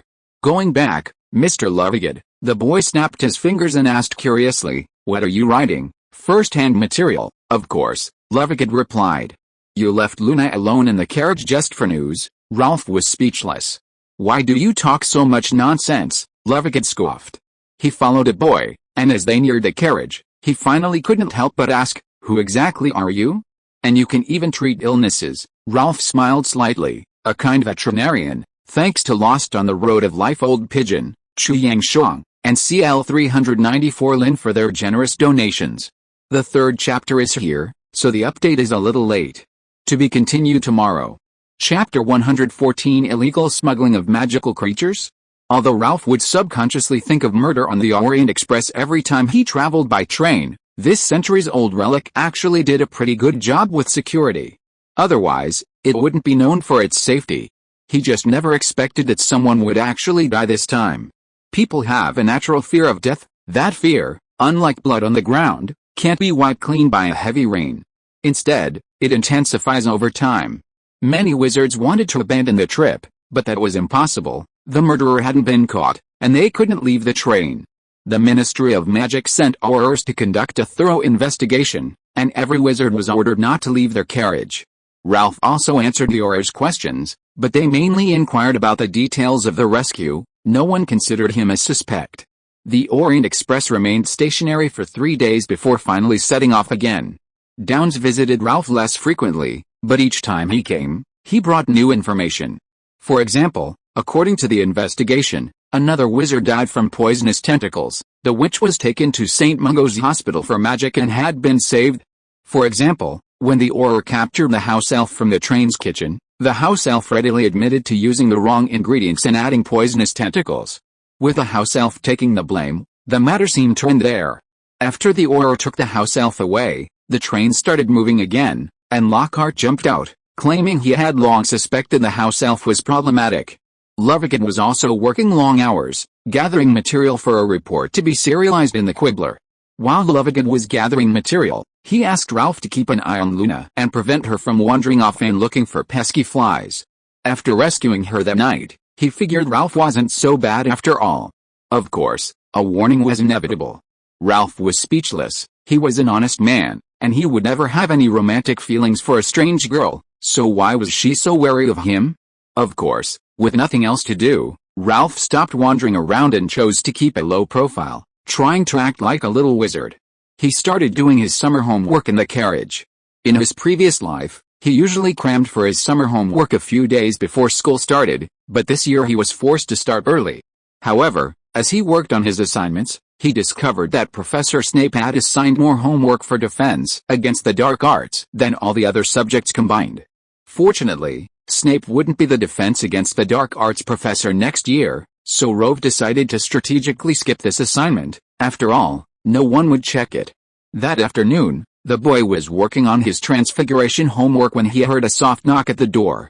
Rove snapped his fingers, the door opened, and he looked up to see Downs standing there. She walked in naturally. "Working on your transfiguration homework?" The witch raised an eyebrow. "I'm good at this.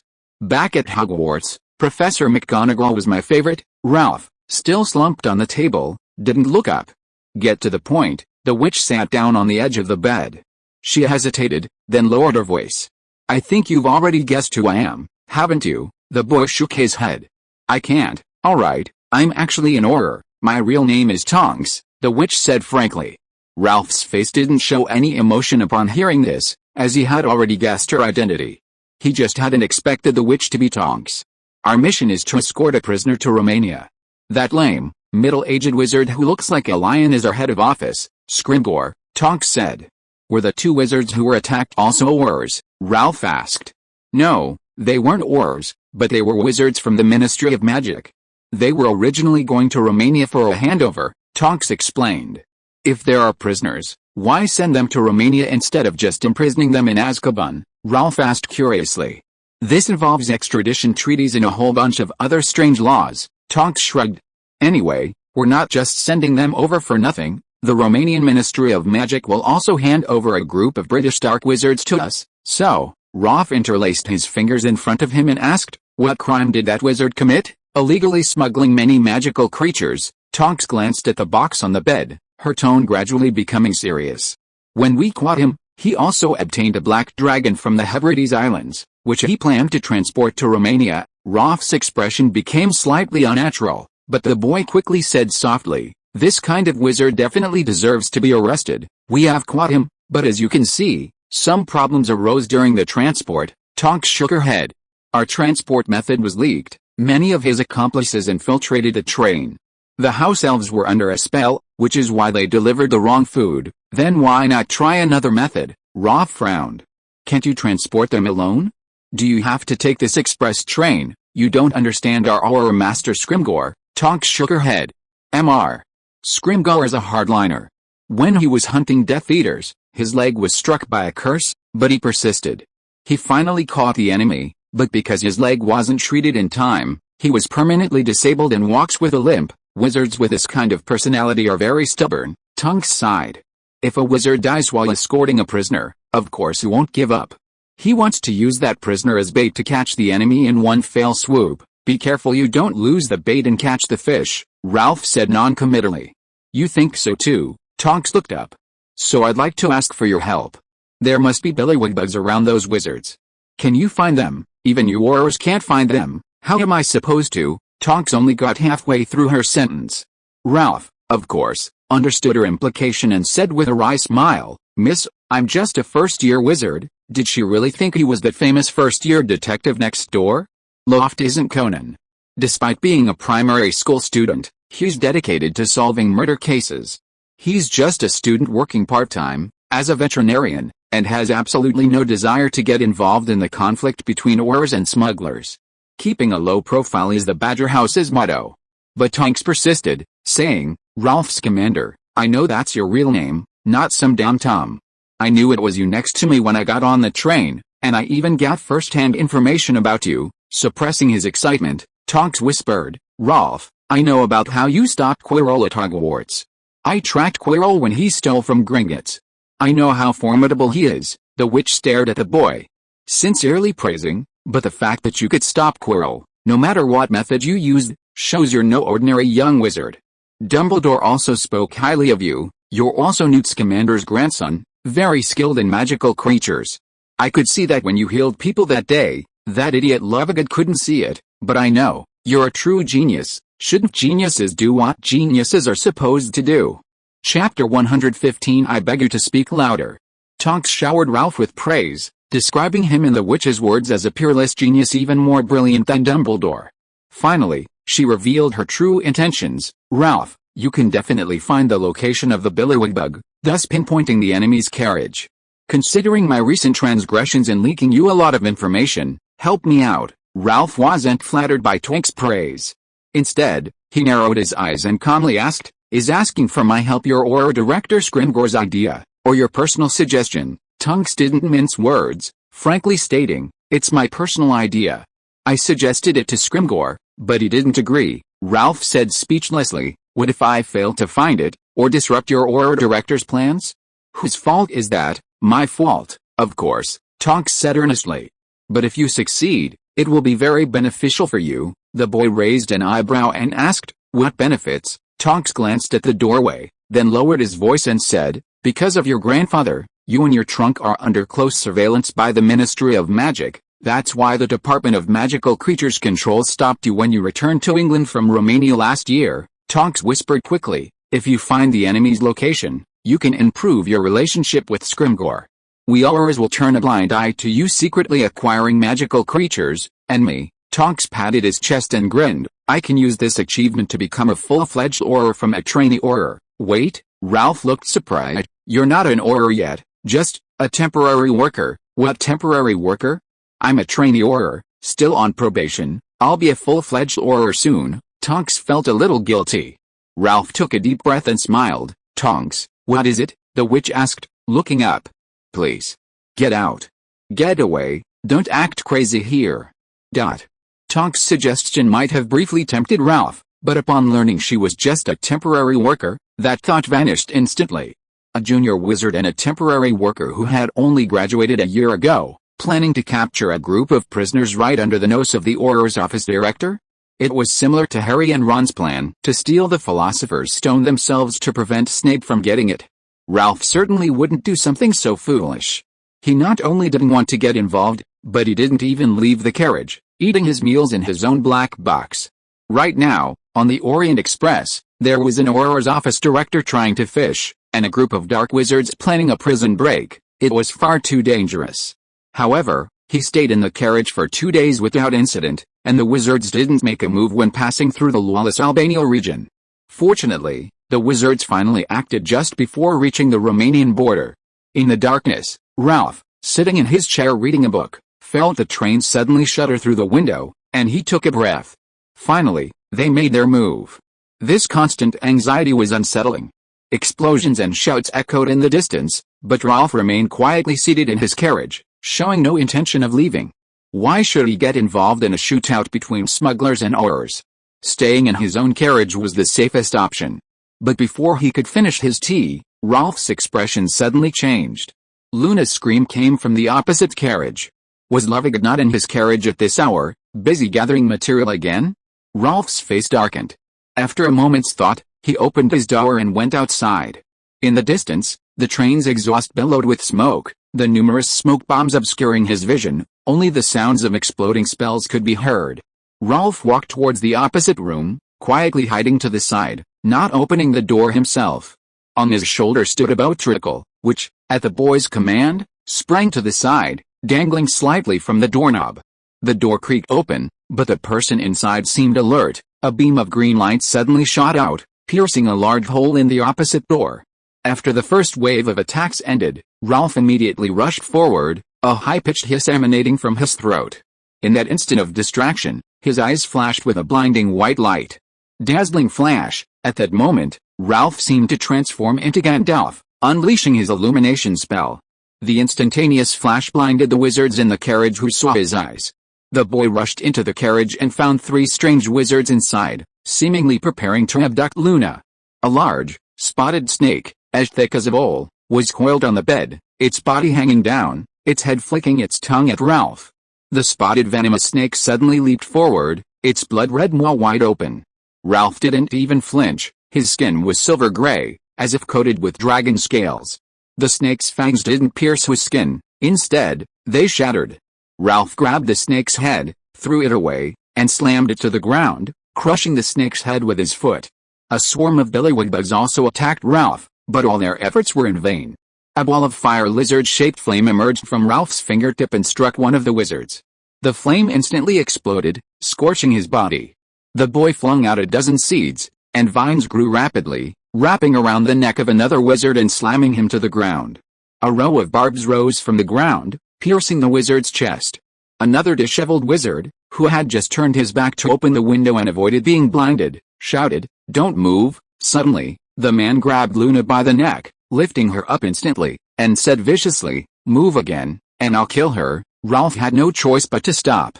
He stood there, sizing up the disheveled wizard. It was the same criminal he had seen bound in the carriage earlier. Scrimgar was truly a useless piece of trash. The man looked at his fallen companion and shouted angrily, "Bastard, you took down 2 of my men in one go.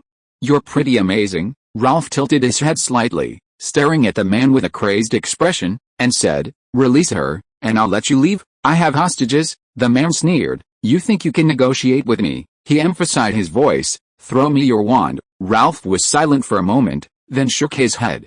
"The Aurors will be here soon. If you don't leave now, you won't escape." The man spat fiercely and grinned maliciously, "If you can't escape, I'll take you both with me. Now, throw me your wand." Ralph still didn't move. "Hurry up, you don't want me to strangle her, do you?" The man tightened his grip. Luna's face flushed red, then quickly turned blue and then purple, and her breathing became increasingly difficult. Ralph stared at the man, then suddenly sighed. Here you go. He tossed his wand high into the air, aiming for the ceiling. The man released Luna and reached for the wand. But a thin vine sprouted from it, and under Rolf's magical control, it rapidly grew, snapping shut around the wizard's neck. Rolf charged forward, delivering a knee strike to the man's abdomen. The man's body instantly bent, his eyes bloodshot. Rolf increased the force slightly, and the man fell to the ground. The boy didn't use magic, but instead rained blows on the man's face. After countless punches, Rolf grew tired. He bent down, reached out his right hand, grabbed the man's hair, helping him to stand, and said calmly, I told you to leave, but you wouldn't. And you dare threaten me with Luna? Threaten me again. I beg you to say it louder, it's all my fault. Tonight's match was so unpredictable and a real waste of time. As punishment, I've decided not to watch any more LOL matches until October. I'll add more chapters tomorrow to make up for today's late update. If you are listening to this novel on a channel other than Fanfic World, it means it was downloaded and re-uploaded without effort. We warmly invite you to visit our channel, Fanfic World. There you will find the original version of this story and many other novels of various genres. We look forward to seeing you dive into a world of incredible novels. Chapter 116 Minister Tonks, First Update. When Scrimgeour strode in and saw the scene inside the compartment, he couldn't help but gasp. The air was thick with blood and the stench of gore. The carcass of a spotted snake lay sprawled on the floor, its head crushed. 3 wizards lay on the ground, one burned beyond recognition, another with vines tightly wrapped around his neck, and the last man's face was a bloody mess, unrecognizable even to his own mother. Standing at the door, even though he had already heard his subordinates' reports, Scrimgeour was still utterly shocked by the sight. They had all been defeated by a mere wizard. Scrimgeour turned and walked towards the opposite compartment. Ralph sat in a chair, chatting with Tonks, completely composed and serene.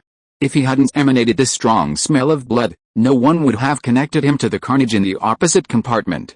This composure alone earned Scrimgeour high praise. Scrimgeour strode over, initially assuming the two were discussing something important and engaging in such a heated debate. But as he approached, he was speechless. They were discussing Professor McGonagall's transfiguration assignment. Discussing summer homework at such a tense moment. Tonks, seeing her boss's boss arrive, quickly stood up and whispered, Mr. Scrimgeour, I was just asking Mr. Scamander about the situation. Scrimgeour waved her away, telling her to wait outside. He sat in Tonks's seat, staring at the boy, and cut to the chase. I'm really curious, how did you manage to kill 3 dark wizards who had kidnapped a girl unscathed? Scrimgeour had thought about this for a long time but couldn't figure it out. Even many Aurors couldn't do it. Scamander was just a junior wizard. Was genius really so unreasonable? He had just gone to the infirmary to question the girl named Luna Lovegood. She was the only eyewitness besides Scamander. Unfortunately, Luna said that after a dazzling flash, she became completely blind and didn't witness the whole thing. Scrimgeour could only conclude that Scamander used some kind of blinding magical item to kill the 3 of them. But that didn't make sense. At the last moment, the man grabbed Luna by the neck and told Ralph to drop his wand. In this situation, Scrimgeour really didn't know how to win. After much thought, Scrimgeour comforted himself with the thought that Scamander might be like his grandfather, carrying many magical creatures with him, which allowed him to achieve the impossible comeback. Is it really that difficult? Ralph calmly retorted. Could it be more difficult than kidnapping a criminal under the watchful eyes of a group of Aurors? It sounds like you harbor a lot of resentment towards me. Scrimgeour looked directly at the boy. Director Auror, you have a group of subordinates, yet you almost let the prisoner escape. If it weren't for me, they would have already abducted a 10-year-old child. Ralph and Scrimgeour looked directly at each other, their demeanor stern and fearless. Resentment, excuse my bluntness, but I only feel disappointment in you all.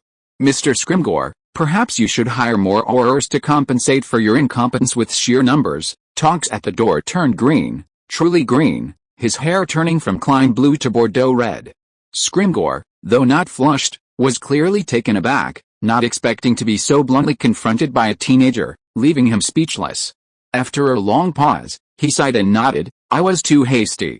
I did wrong. Tonks's mouth dropped open. The director had actually apologized, the first time he hadn't been so stubborn. Scamander, after you graduate, are you interested in working as an Auror? Scrimgeour asked. Sorry, I'm only a first-year student. My life planning is only at the second-year level. Ralph shook his head. Besides, I'd rather be a magizoologist and veterinarian. A genius like you shouldn't be wasted like this, Scrimgeour advised. And your black suitcase, sir? My suitcase is just an ordinary suitcase. I'm not a smuggler, Ralph reminded him. Besides, this is Romania, you have no right to inspect my suitcase. I didn't say you were a smuggler, Ralph. Don't be nervous, Scrimgeour said seriously. You saved one of my men and captured 3 criminals. You've done a great service. There have always been rumors about the Scamander family's suitcase, but I want to say that if anyone bothers you in the future and wants to inspect your suitcase, you can tell me. In the British magical world, my orders generally carry weight. Scrimgeour extended his hand. Anyway, thank you very much. After Scrimgeour left, Tonks immediately ran into the carriage. She crossed her arms inside. Ralph, I must say, you're the first wizard I've ever seen dare to speak to the master like that. I thought you two were going to fight, like when you beat up that prisoner. Tonks felt she would never forget the scene she saw when she entered the carriage, a boy straddling a wizard, relentlessly punching him in the face. I wouldn't hit your master, Ralph rolled his eyes. I don't want to be thrown into Azkaban. He wouldn't, not because he didn't want to, and certainly not because he was afraid. Tonks smiled knowingly. However, Mr. Scrimgeour is quite gentlemanly, Ralph commented. At least he didn't get angry because of what I said. You were just calling Scrimgeour incompetent, and you immediately changed your attitude just because he said he could help you solve the box problem, Tonks scoffed. I'm just a lowly apprentice Auror. How can I compare to the director? I'll be left behind by you soon. Don't say that. I still prefer you to Scrimgeour, Ralph laughed. Besides, I offered you credit, but you refused. Tonks was the first to arrive at the crime scene, and Ralph had originally intended to give her half of the credit for capturing the 3 wizards. Ralph's merit was useless. He wasn't an employee of the Ministry of Magic. At most he could only receive a verbal commendation. It would be better to give Tonks a permanent position, which would be a real benefit. But Tonks directly refused. She didn't want to take advantage of the young man for nothing. I don't need these hand-picked achievements. I can become a true Auror on my own. Don't even mention Auror. I think you're more than qualified to be the chief of staff, Ralph laughed. That's right, Tonks, seeing no one around, put his hands on his hips and boasted, I feel like I could be Minister of Magic. Fudge is a complete idiot. Just then, Scrimgeour suddenly returned. He stood in the doorway, raised his eyebrows, and said, Minister Tonks, could you please lend me a hand? First update delivered, 2 more updates this afternoon, around 6 p.m., let's go. Chapter 117 Charlie Weasley, second update. Fishing is undoubtedly a skill. Even experienced anglers sometimes come up empty-handed. Dumbledore was a master of it. He not only enjoyed fishing, but he loved catching big fish. The position of defense against the dark arts professor, cursed by Tom, became a powerful tool for eliminating dark wizards in his hands. With just a philosopher's stone, he could outmaneuver Voldemort. From dark wizards to the Dark Lord, there were no ones he wouldn't fish for, and those willing would take the bait. Most impressively, while there might be occasional mishaps, the bait and the fish rarely escaped Dumbledore's control, and the embarrassing situation of fish dead, net broken, bait lost was never encountered. This is the highest level of fishing. Scrimgeour was far inferior. He was indeed a hardliner, but being solely hardline made it easy for enemies to understand his temperament and style, allowing them to predict his actions. If it weren't for the unexpected incident with Ralph, Scrimgeour's fishing trip on the Orient Express might have resulted in losing both bait and fish, ultimately, a complete loss. Scrimgeour was lucky, but the Orient Express wasn't so fortunate. First a murder occurred on the train, and now an attack has broken out. A large section of the train is charred, a truly horrifying sight. Many passengers, nearing their destination, chose to disembark and transfer to other vehicles, reasoning that at most, riding on someone else's train would cost money, while the Orient Express could cost them their lives. The owner, Tully, was nearly in tears. Couldn't you use a different mode of transportation for this cat-and-mouse game and shootout? Lovegood finally calmed down, ceasing his tinkering with his Tatter the Quibbler, and spending all his time by Luna's side, never leaving her side. Thanks to saving Luna, Lovegood's attitude towards Rove underwent a complete 180-degree change, as if he had suddenly become Rove's beloved son. When ordering food, Lovegood would ask Rove what he wanted, telling him not to be shy and to pick whatever he wanted: Australian lobster, tomahawk steak, A pound of abalone, whatever, they didn't have any. The boxed lunches were practically identical in taste and menu, yet Lovegood made them seem incredibly generous, leaving Ralph speechless. Moreover, it was uncertain how long Lovegood's attitude would last. It was like going home for vacation. For the first couple of days, your parents would sleep in until late morning, showering you with affection. After a week, they'd start complaining, and a few days later, they'd be ready to scold you 3 times a day, finding fault with everything you did. Besides Lovegood, Lockhart also frequently visited Ralph. He somehow knew that Ralph had stopped 3 dark wizards, and his questions hinted at wanting to know the specific details. Lockhart was a typical con man, first obtaining information about other wizards' exploits, then using his profound oblivion charm to make them forget, thus making it his own. Therefore, Ralph was very wary of him. As they ventured deeper into Romania, the winding mountain roads became rugged, narrow, and steep, and the Orient Express began to slow down. Romania's environment was indeed harsh. The Carpathian Mountains alone covered 40% of the country's area. As they crossed the Danube, the group sat in the carriage, gazing at a colossal statue of a wizard in the distance. That's a sculpture of Decibel, the ancestor of Romanian wizards, and it's also the tallest stone sculpture in Europe, said Rolf, who had spent a long time in Romania and knew the place well. Not only Lovegood and Luna, but even Tonks was visiting for the first time, so he acted as their temporary guide. That depression over there is the Salina Turda salt mine, which has been mined by gnomes for over 1,000 years, Ralph pointed into the distance. Dad, are gnomes the goblins from our garden? Luna asked, confused. Lovegood was momentarily speechless, he didn't know either. Not goblins, Ralph shook his head, explaining, Luna, the goblins you're talking about are all green, only the size of a palm, and about the size of a fairy. Goblins are magical creatures from Ireland, known for their mischievousness. They are most famous for creating gold-like objects. But that gold only lasts for a few hours before disappearing without a trace. The gnomes are the Niffler's favorite creatures, their daily source of gold. However, once the gold disappears, they suffer a beating from the Nifflers. Therefore, the Nifflers are also gnomes' most hated magical creatures. The gnomes I'm talking about are creatures very similar to fairies. They're short but very strong, and they love to mine underground, Lovegood said softly. There's a gnome tribe that's been mining salt here for 1,000 years, and no one knows how deep they've dug, Lovegood sternly condemned. Digging endlessly like this will bring retribution to the gnomes. Sooner or later, they'll unearth the Dover demon from the depths of the earth. The Dover demon? What's that? Luna asked, her eyes wide. A dark creature lurking underground. Once it's unearthed, this world might be instantly destroyed, Lovegood said solemnly. Seeing Lovegood's confident assertion, Tonks was momentarily stunned. I've never heard of the demon of Dover, Lovegood grinned. You didn't make it up, did you? That's because you're ignorant, Lovegood retorted, his neck red. I met Mr. Newt Scamander once before, and he told me. If you don't believe me, you should believe Mr. Scamander, right? Lovegood gave a strange look. He suddenly remembered that in his past life, when writing essays, he liked to start with a famous quote. The quote was something he wrote casually, and the famous person was someone he knew. Could Lovegood have the same mentality? As the Orient Express climbed the mountain ridge, a deafening roar suddenly came from afar, like thunder. Look, Tonks couldn't help but point into the distance, exclaiming softly. Everyone stared, looking towards the distant mountain top. It was a half-grown fire dragon, its wary gaze fixed on the train, emitting a low whimper, like an elephant's. A moment later, another fire dragon emerged, followed by a third, and a fourth. A group of fire-breathing dragons appeared in everyone's sight, running along the ridge, following the train. Huh? Luna suddenly exclaimed in surprise, looking up. Rove followed her gaze and saw a dense swarm of flying broomsticks chasing an adult long-horned fire-breathing dragon. They're dragon tamers, Rove explained.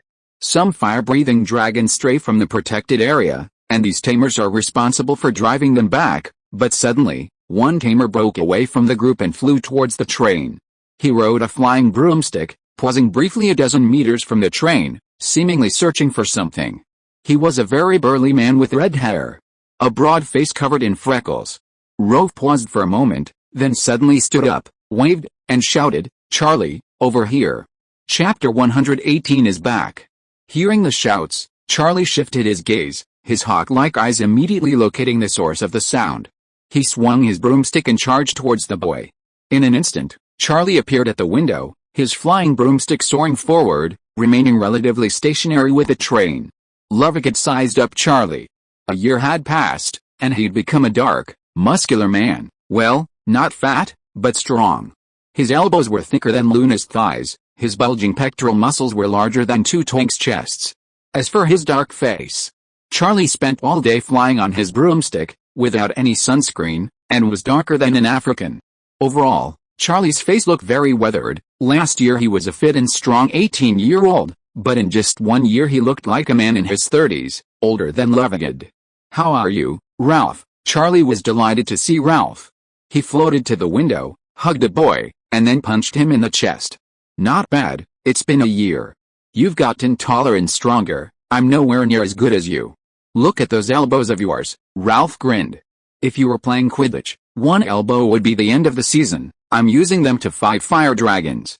I'll consider it a success if I can knock them out with one punch someday." Charlie laughed heartily. "What happened to your hand?" Ralph frowned, staring at a large burn scar on Charlie's arm. "I got bitten by a fire dragon." Charlie didn't seem to care at all, laughing nonchalantly. "I was careless and underestimated that guy, so it gave me a good whack." He patted the boy's shoulder and changed the subject. "Mr. Scamander told me the train schedule and went to the station several times to wait for you, but I never saw this express train. Why is it 3 days late?" "There were some minor issues on the way. I'll tell you more about it when I get home tonight." Lovegood pointed to the people around him and said, "Let me introduce you." No need for your introduction." Charlie looked at the group and said, "I know them better than you do. The strange Lovegood and Luna." Charlie made a face at Luna and laughed. "Our families live in the same village and have known each other for decades. The Wheel-Eye's second son, I've known him since he was a toddler. He's always trying to outdo me in who can pee the farthest." Lovegood snorted. "Uncle, don't talk nonsense." Charlie winked at Lovegood, wanting him to give him some face.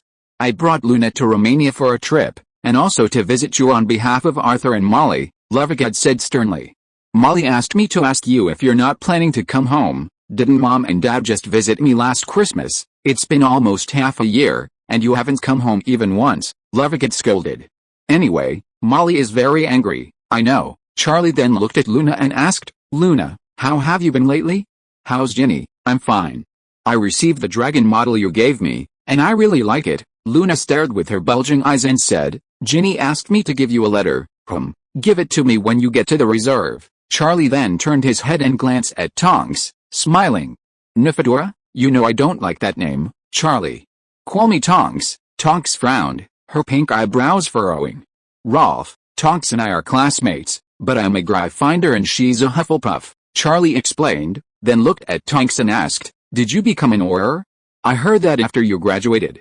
You went around telling everyone you became an Auror and even threw a party." Tonks did more than throw a party. She also collected money from her classmates as gifts, but after joining the Ministry of Magic, she found out she was just an intern, not a full-fledged employee. But the money was already spent, so she couldn't get it back. Charlie's question made Tonks a little embarrassed, and she cleared her throat, saying, "Of course I'm an Auror, still an intern." Ralph muttered softly, "If you don't get promoted by the end of your term, you'll be kicked out." Tonks glared at Ralph, stubbornly insisting, "Alastair Moody is training me, you know, he's strict. By normal standards, I should have become a full-fledged Auror long ago." Hearing Moody's name, Charlie felt a pang of envy. That guy was a legendary Auror, a master at capturing dark wizards. "I have to go." Charlie glanced at his companions in the distance, then turned to Ralph and said, "Want to come together? I remember you only have one black suitcase." "Okay." Ralph left without hesitation, packing his things into the suitcase and taking out his modified flying broom.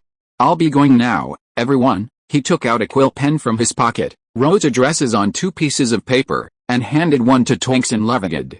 "If you get to the village, you can find me at this address." Ralph straddled the mahogany handle, left the carriage, and suddenly shot straight into the clouds like an arrow. "Rolf Scamander." Lovegood looked at the name on the slip of paper and asked curiously, "Didn't he always say his name was Tom?" "Of course it's a fake name. Tom is such a common name, it sounds stupid," Tonks said. "Only you would believe that." "Wait a minute." Lovegood thought for a moment and said, "Why does the name Rolf Scamander sound so familiar?" He looked at Tonks and frowned, asking, How many Scamanders are there at Hogwarts? Only one, of course. Tonks suppressed a laugh and said, the one who received the special contribution award to the school, and the young wizard you've been asking about lately. Levitt stared at the name, holding back for a while, but finally couldn't help asking, what's his relationship with Newt Scamander? Tonks smiled and said, guess, could they be grandfather and grandson? Levitt felt a chill run down his spine. He looked at Luna and asked, did you already know that guy was Rolf Scamander? Luna gave a soft hum, resting her chin on her hands and gazing at the receding boy. Riding on a flying broomstick, Rolf flew through the clouds, accompanied by a flock of birds, which swept away his dejection on the train and made him feel refreshed. Out of the corner of his eye, Ralph noticed Charlie had fallen far behind. He slowed down, and Charlie caught up, saying enviously, your broom is still so fast. With that broom, who can beat you in Quidditch?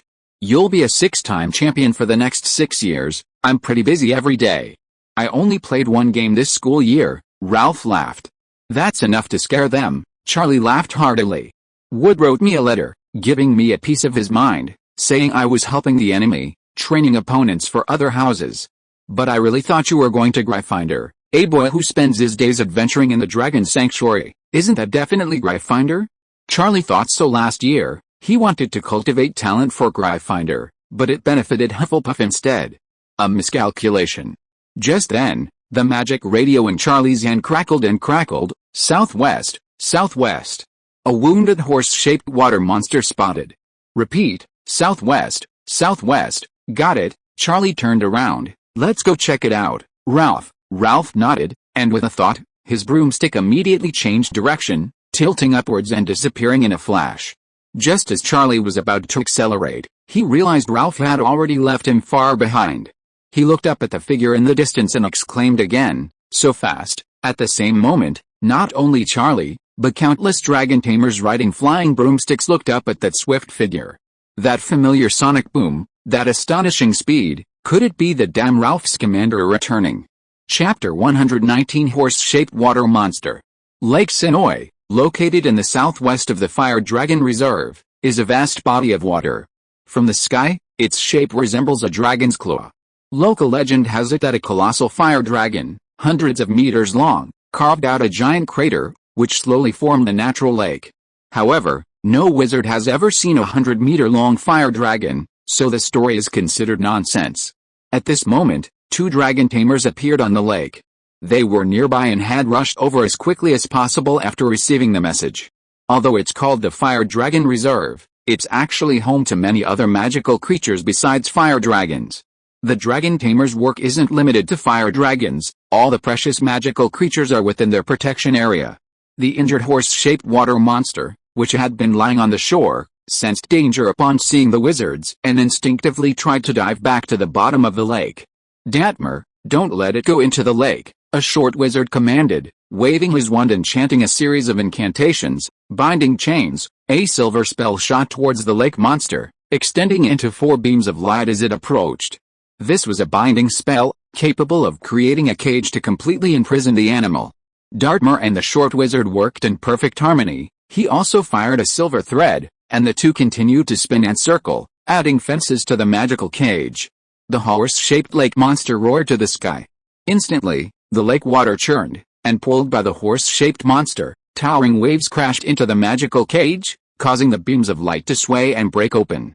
The horse-shaped lake monster leaped into the lake, creating a spray that reached high into the air, splashing onto the 2 dragon tamers. Horner, it's not working. The young wizard Dartmoor wrung out the water from his clothes and said in Romanian with a Norwegian accent, that creature can manipulate water. Our methods aren't working on it. Every magical creature has its own weaknesses.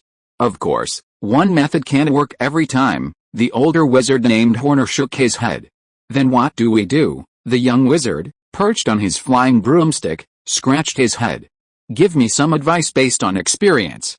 Isn't that what you always say, Dartmoor? Don't you always brag about being an outstanding graduate? Horner said. Why don't you even know how to subdue a kelpie? And you call that outstanding? You didn't sell your headmaster Karkaroff's ass to get that certificate, did you? You even said before that Krum really liked you before he entered the school. Bullshit, don't talk nonsense. I'm a decent person, Dartmoor snapped. Horner, I'm an outstanding graduate of Durmstrang, but not Hogwarts. He rolled his eyes and retorted, if I remember correctly, kelpies are magical creatures unique to England. They don't exist in Norway, so of course they wouldn't be taught in the magical creatures protection class. Aren't you Irish? Dartmoor persisted. Why can't you deal with creatures from your homeland? I graduated decades ago. Horner cleared his throat.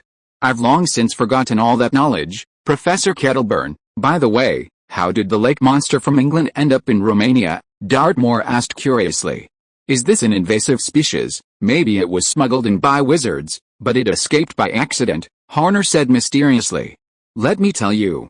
The lake monster is a major target for smuggling.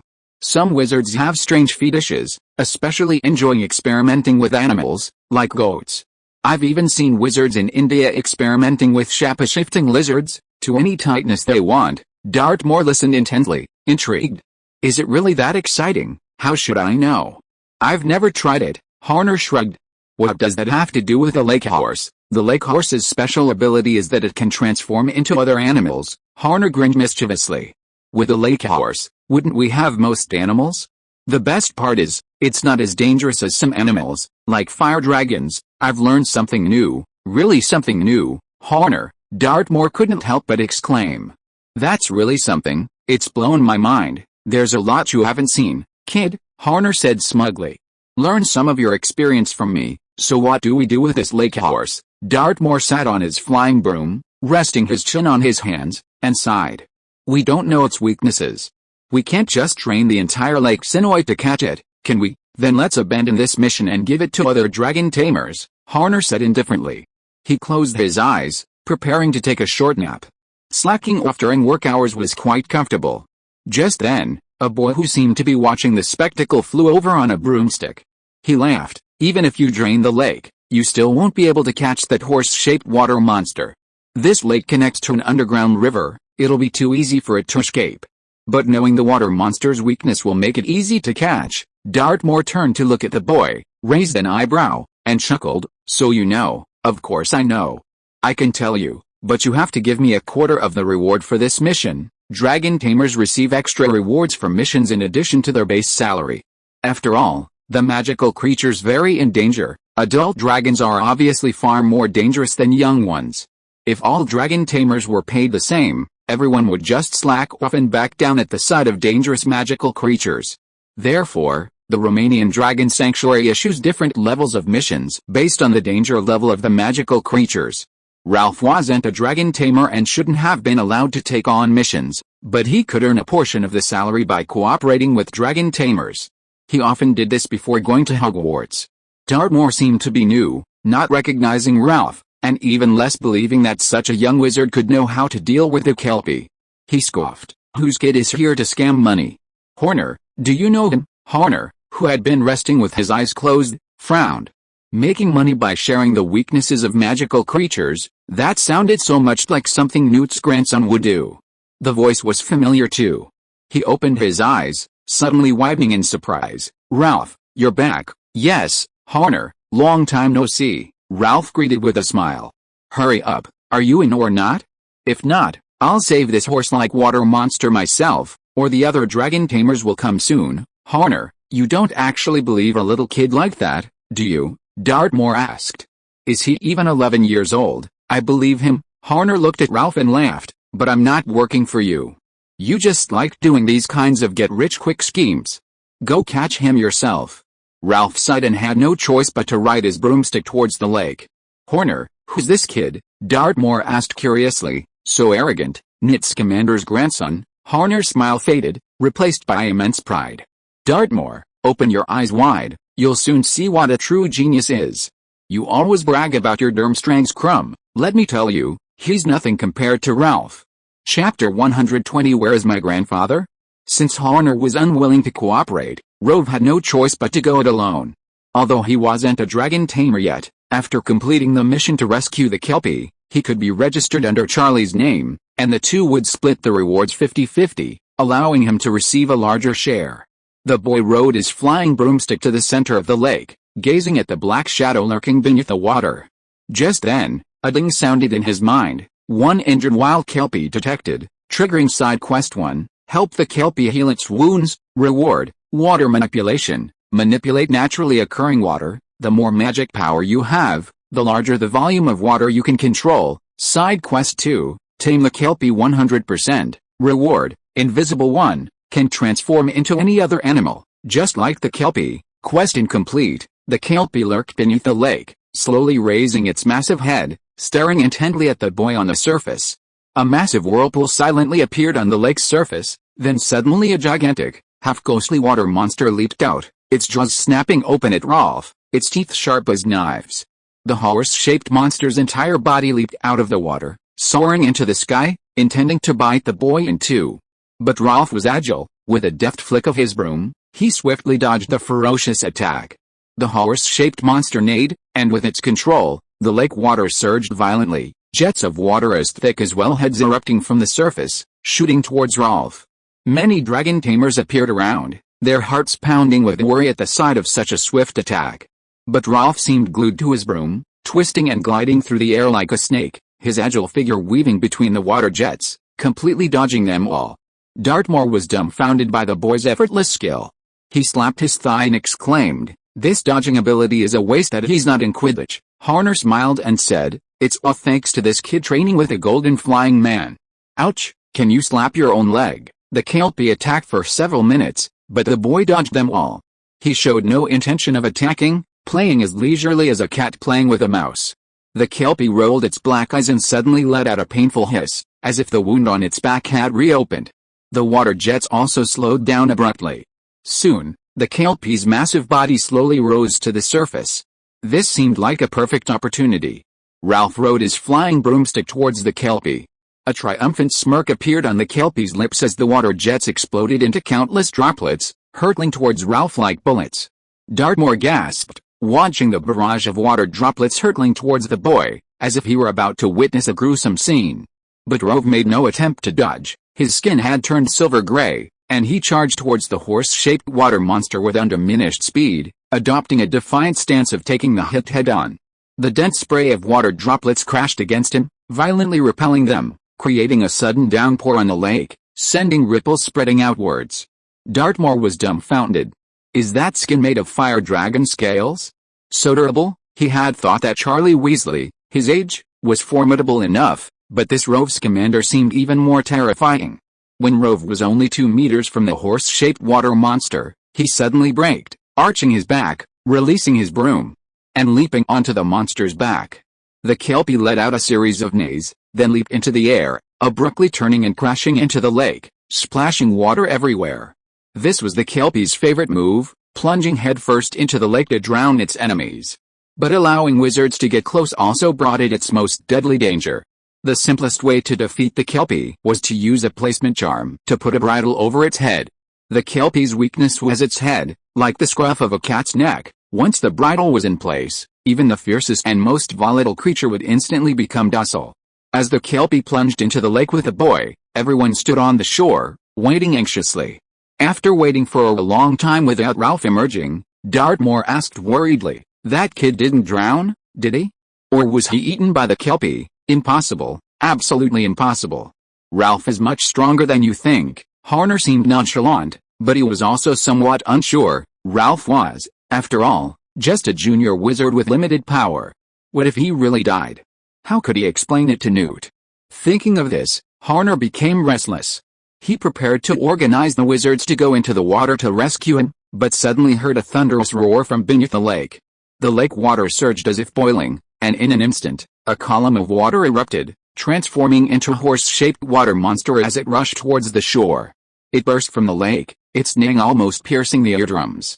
A blonde boy held a vine-woven rein, pulling hard, and the once unruly horse-shaped water monster instantly became docile, bowing its head and neighing. Many dragon tamers had already arrived at the lakeside and witnessed this scene. Wizards who didn't recognize Ralph were amazed, while those who knew him grinned. It really was that kid who had returned. Charlie arrived leisurely on his flying broomstick.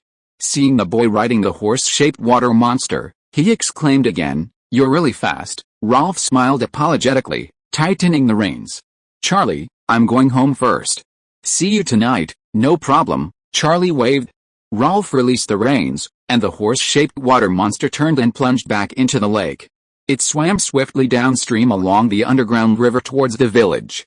Sorceress Village, though called a wizarding village, was almost the size of a Muggle town, being the only wizarding settlement in the Romanian Dragon Sanctuary. On the hillside in the northeast corner of the village lay a small, crystal-clear lake, in the center of which lived a house. An elderly man with white hair sat in a small boat, drifting on the lake reading a book. The sound of wind rustling through the pines in the distance was breathtaking. Suddenly, a horse-shaped water monster emerged from the lakebed, creating a huge wave that swept towards the house.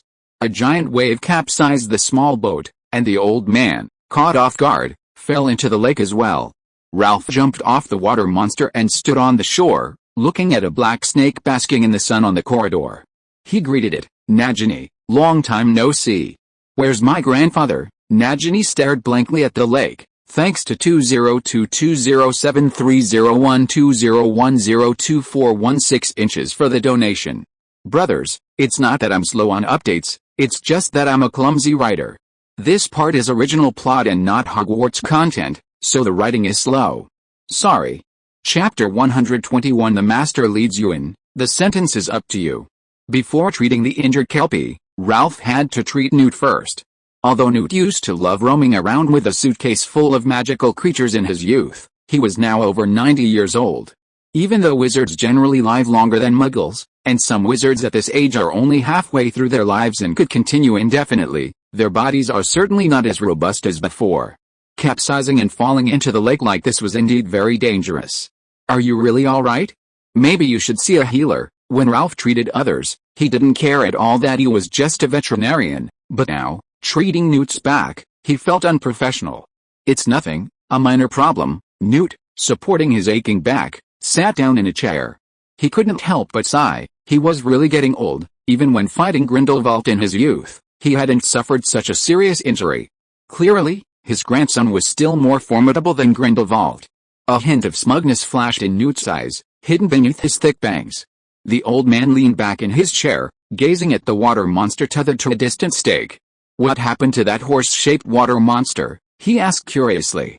"I don't know," replied Ralph, who had also moved a small stool and sat down in the corridor. "I heard from Horner that it might have been smuggled into the Dragon Sanctuary by a wizard, but escaped. Anyway, it's injured." Newt stood up and walked towards the water monster, reaching out to untie the reins Ralph had painstakingly put on it. Freed from the restraints, the horse-shaped water monster, which should have fled quickly, didn't move. Instead, it gradually calmed down under the old man's gentle touch. It trotted lightly around Newt, its hooves clattering, nuzzling the old man's palm affectionately. Newt smiled, reaching out to stroke the monster's head, and said softly, "Good boy, lie down, let me check you." The horse-shaped water monster obediently knelt on the ground. Even after witnessing similar scenes countless times, Ralph still found it incredible, even absurd. Newt seemed to possess a natural affinity for animals, able to lower their guard with just a touch. There was a reason Newt became the most outstanding magizoologist. This ability alone was enough for Ralph to study for a lifetime. Ralph had even imitated Newt, the same movements, the same gaze, the same gentle tone. He had even specifically chosen a less aggressive goblin. Then, before he even touched the goblin's head, it proactively came over, and bit his finger hard. One could only say, "The master leads you to the door," but the sentence is up to you.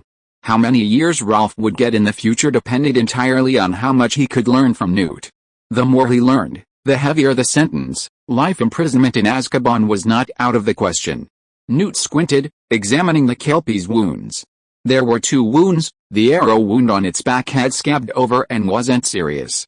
But a deep gash, exposing bone, was slashed across his waist, and even more troublesome was the venom that had turned his blood a strange bluish-black, making the wound extremely difficult to heal. The old man slowly stroked the kobold, listening to its neighing, and sighed. It must have been the dwarves. Dwarves? Ralph was somewhat surprised. He had thought it was smugglers or vampires. The boy frowned. "Don't they always mine underground?" "Yes. It's dangerous to excavate underground rock layers," Newt explained. "We need a magical creature that can burrow into cracks to find its way. The kobold can transform into many animals, and it can squeeze into those narrow places, so it has always been a good tool for the dwarves to mine. Is it illegal? It's an illegal gray area, the old man shook his head. It's like how the Ministry of Magic passed a law banning dragon ownership a long time ago, but Gringotts has always kept dragons to guard its vaults. The Ministry of Magic turns a blind eye to this, not wanting to repeat the Goblin Wars because of something like this. What are the dwarves digging for? I heard the salt mines in this area have been exhausted long ago, Nit asked curiously. Newt paused for a moment, then said seriously, Rov, I think it's better if you don't know right now. Why? Because it's different from what you learned in the history of magic. I'm afraid the answer might confuse you and make you habitually doubt your school's curriculum. Rov thought for a moment, then suddenly asked, does it involve an even more ancient wizarding kingdom? You already know, Nit asked, somewhat surprised. Who told you? Helena told me, Rov explained softly. She said that before Sumer, Assyria, and ancient Egypt, there was a wizarding civilization. Yes, more and more magical relics indicate that a more brilliant magical civilization existed in ancient times, Nit said softly. Even from the existing relics, we know that that magical civilization was far more powerful than it is now, Nit said in a deep voice. Deep beneath the British Ministry of Magic, there's a site like that. The ministry has taken control of that area and established the Department of Mysteries. The dwarves are doing something similar, though that's just my personal guess. Ralph thought for a moment and said, Helena Ravenclaw told me that her mother's tomb contained the spellbooks of those civilizations, but Helena is dead. She can't safely take you into Ravenclaw's tomb, Nit said seriously. The tombs of powerful wizards are protected by powerful magic. I don't know much about these things, the old man recalled. I only entered the Lestrange family's tomb when I was chasing Grindelwald. I also followed a cloaked creature into the Vatican's catacombs, where the popes are buried. And once, I went to the Valley of the Kings in Egypt. Nit mentioned 7 or 8 large tombs, and finally humbly concluded, I'm not good at this. I suggest you ask Nico. Nit chuckled. He's an expert in this. Speaking of Nicholas Flamel, Professor Dumbledore left the Philosopher's Stone with me. Ralph took a stone from his pocket. But he didn't tell me how to return it to Nicholas Flamel. Nit took the stone, glanced at it, and handed it back to Ralph.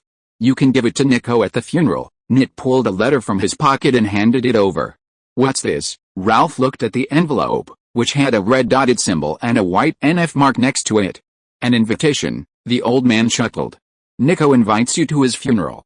He's in Devonshire, so we have to go there. Ralph had just returned from England. Why didn't he say so sooner?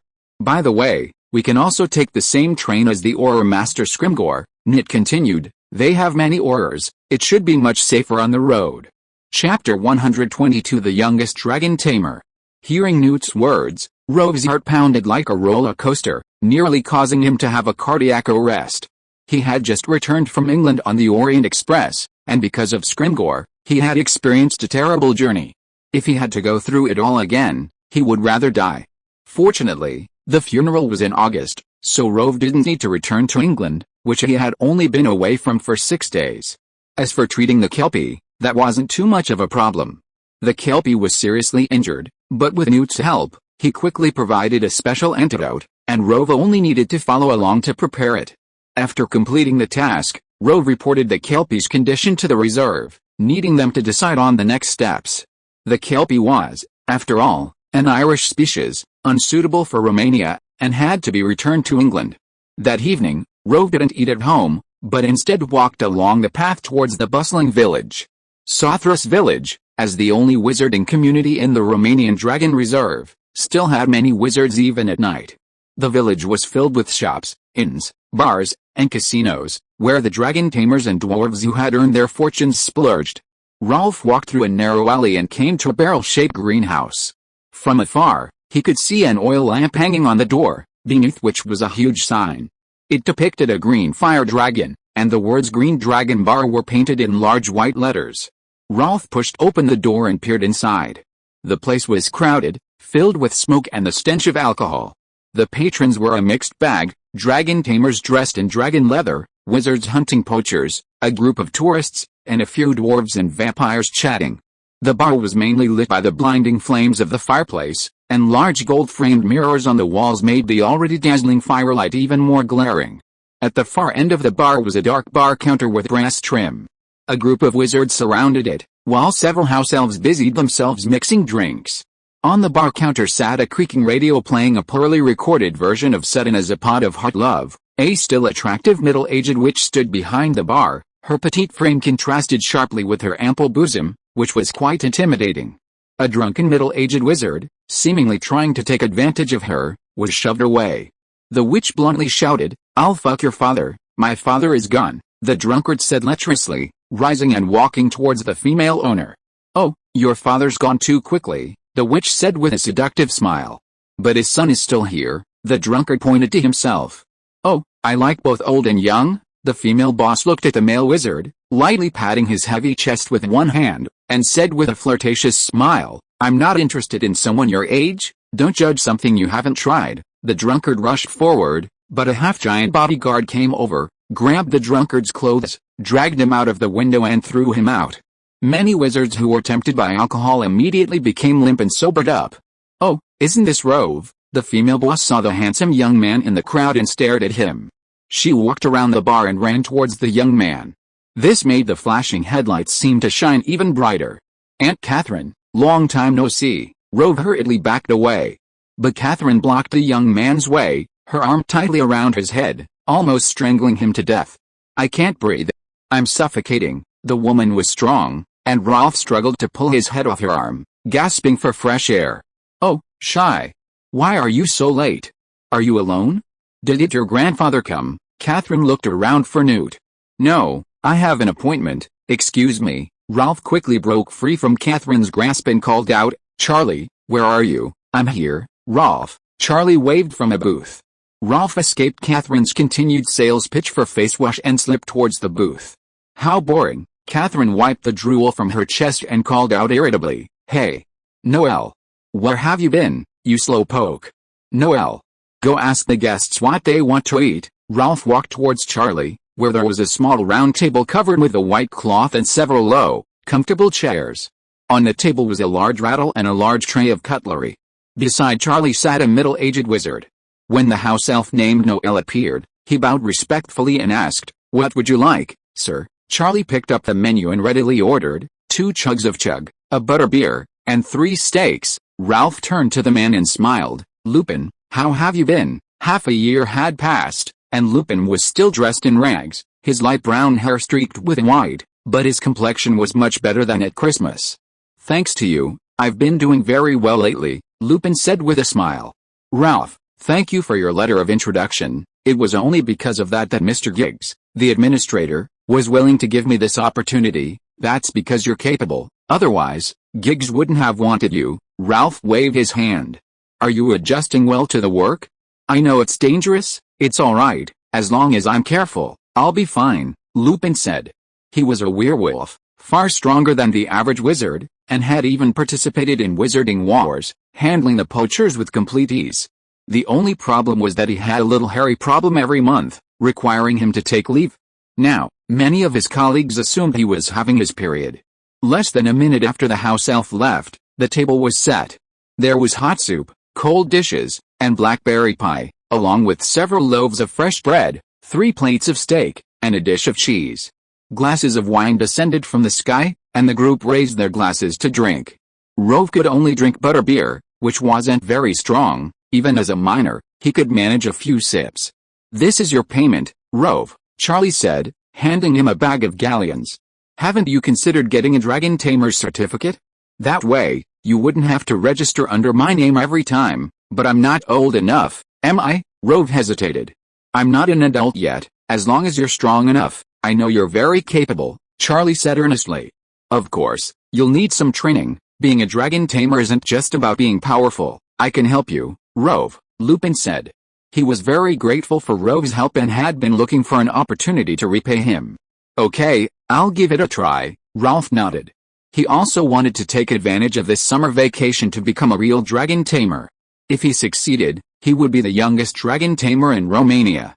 If you are listening to this novel on a channel other than Fanfic World, it means it was downloaded and re-uploaded without effort. We warmly invite you to visit our channel, Fanfic World. There you will find the original version of this story and many other novels of various genres. We look forward to seeing you dive into a world of incredible novels.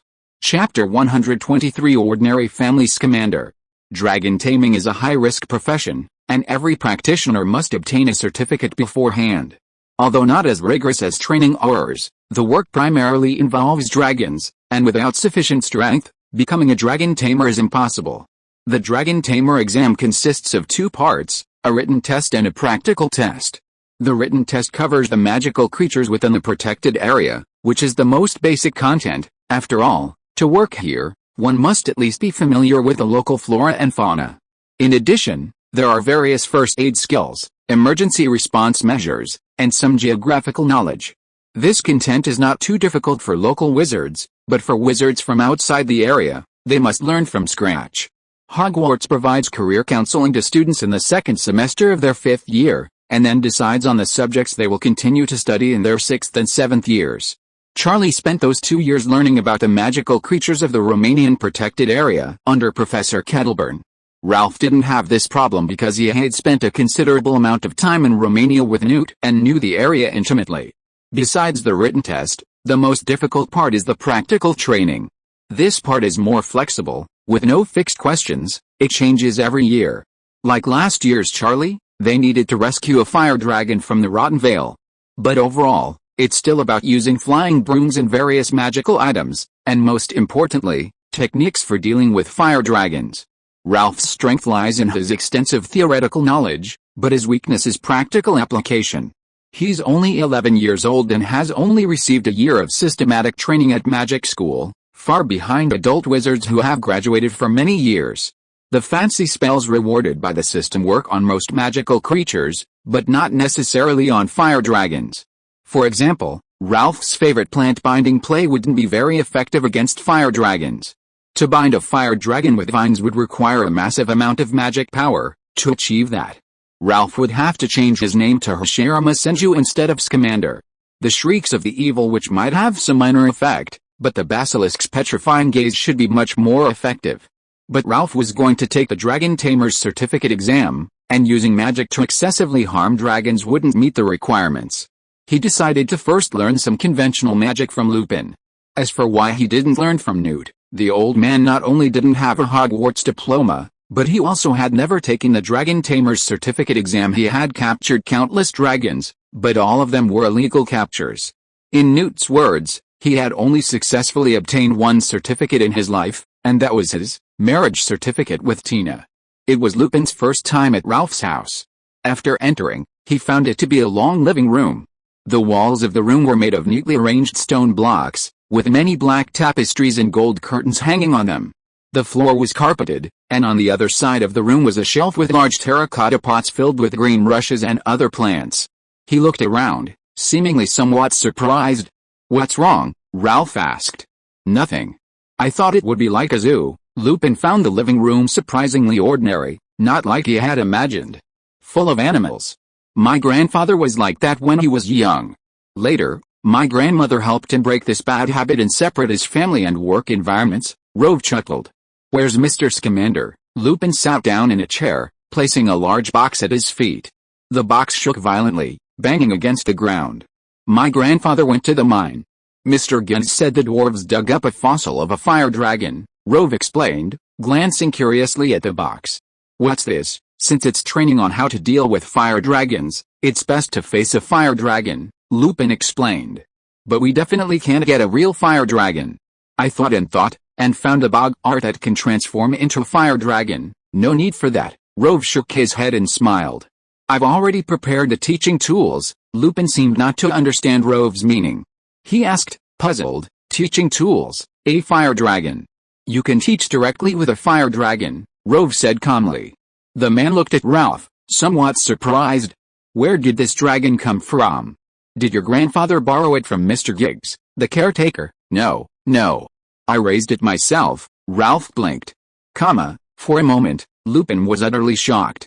His mouth gaped open, unable to utter a single word. His own dragon, that was a dragon. "When we talk, can we at least have some emotion in our tone, instead of talking so casually, as if we're discussing some cat or dog?" Lupin instantly felt ashamed of his earlier ignorance. He had actually thought the Scamander family was ordinary. "Look, they even have a dragon. Is this an ordinary family?" Seeing that Lupin seemed to have misunderstood, Ralph quickly explained, "My family are all law-abiding citizens who will never break the law, much less keep a dragon. Hagrid actually got the dragon by accident, but he couldn't keep it at Hogwarts, so he gave it to me to take back to the Romanian protected area. Don't worry, I understand, and I won't go around telling everyone." Lupin couldn't help but laugh. "But it does sound like something Hagrid would do. Back when I was still at Hogwarts, Hagrid always wanted to keep a dragon. At that time, Hogsmeade didn't sell us strong liquor, not even the Hogshead." "Serious?" Lupin suddenly paused, then continued, "Someone deliberately tricked Hagrid into believing a dyed ostrich egg was a dragon egg, and got a lot of strong liquor from him. A few friends and I got drunk and ran around naked in the Forbidden Forest." Lupin spoke softly of the past, a warm smile playing on his lips, as if recalling certain people and events. But the smile vanished quickly, replaced by an undisguised melancholy. Lupin composed himself and asked, "All right, now that we have the dragon, we don't need the bog art anymore. Where will we train?" "We'll go to the basement." Ralph stood up and led Lupin down the stairs towards the basement.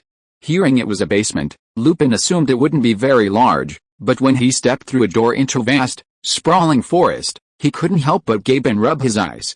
This wasn't a basement, it was more like a gigantic zoo. Chapter 124. What is Gryffindor? Walking across a meadow, Lupin felt ashamed of his ignorance once more. He wasn't unfamiliar with the unsealable stretch charm, but this was the first time he'd seen it used to expand space to such an extent. The unsealable stretch charm was magic, and all magic has its instability. Space expanded by the unsealable stretch charm would eventually collapse, like a house that might become dilapidated after reaching a certain height. But such a large space, teeming with magical creatures, resembling a zoo, it was simply unbelievable. In the distance, a half-grown Norwegian Spinosaurus was chasing a Tipo warthog, using its aerial superiority to harass the wild boar. For most dragons, the first time a young dragon breathes fire is 6 months after hatching. However, the ability to fly develops later, around 12 months.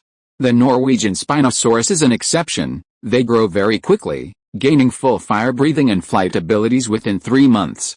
Moreover, female Norwegian Spinosaurus are far more ferocious than males. Therefore, Norbert, less than 4 months old, was already a nuisance to cats and dogs. That's why our Ralph decided to use him as experimental material. It would be good for him to suffer a bit. After all, discipline is the best teacher, and after Hagrid abandoned him, Ralph was undoubtedly the stepmother. Dragons are among the most powerful magical creatures. Their only weakness is their eyes, Lupin explained. "Ralph, I don't want to pretend to be an expert on dragons.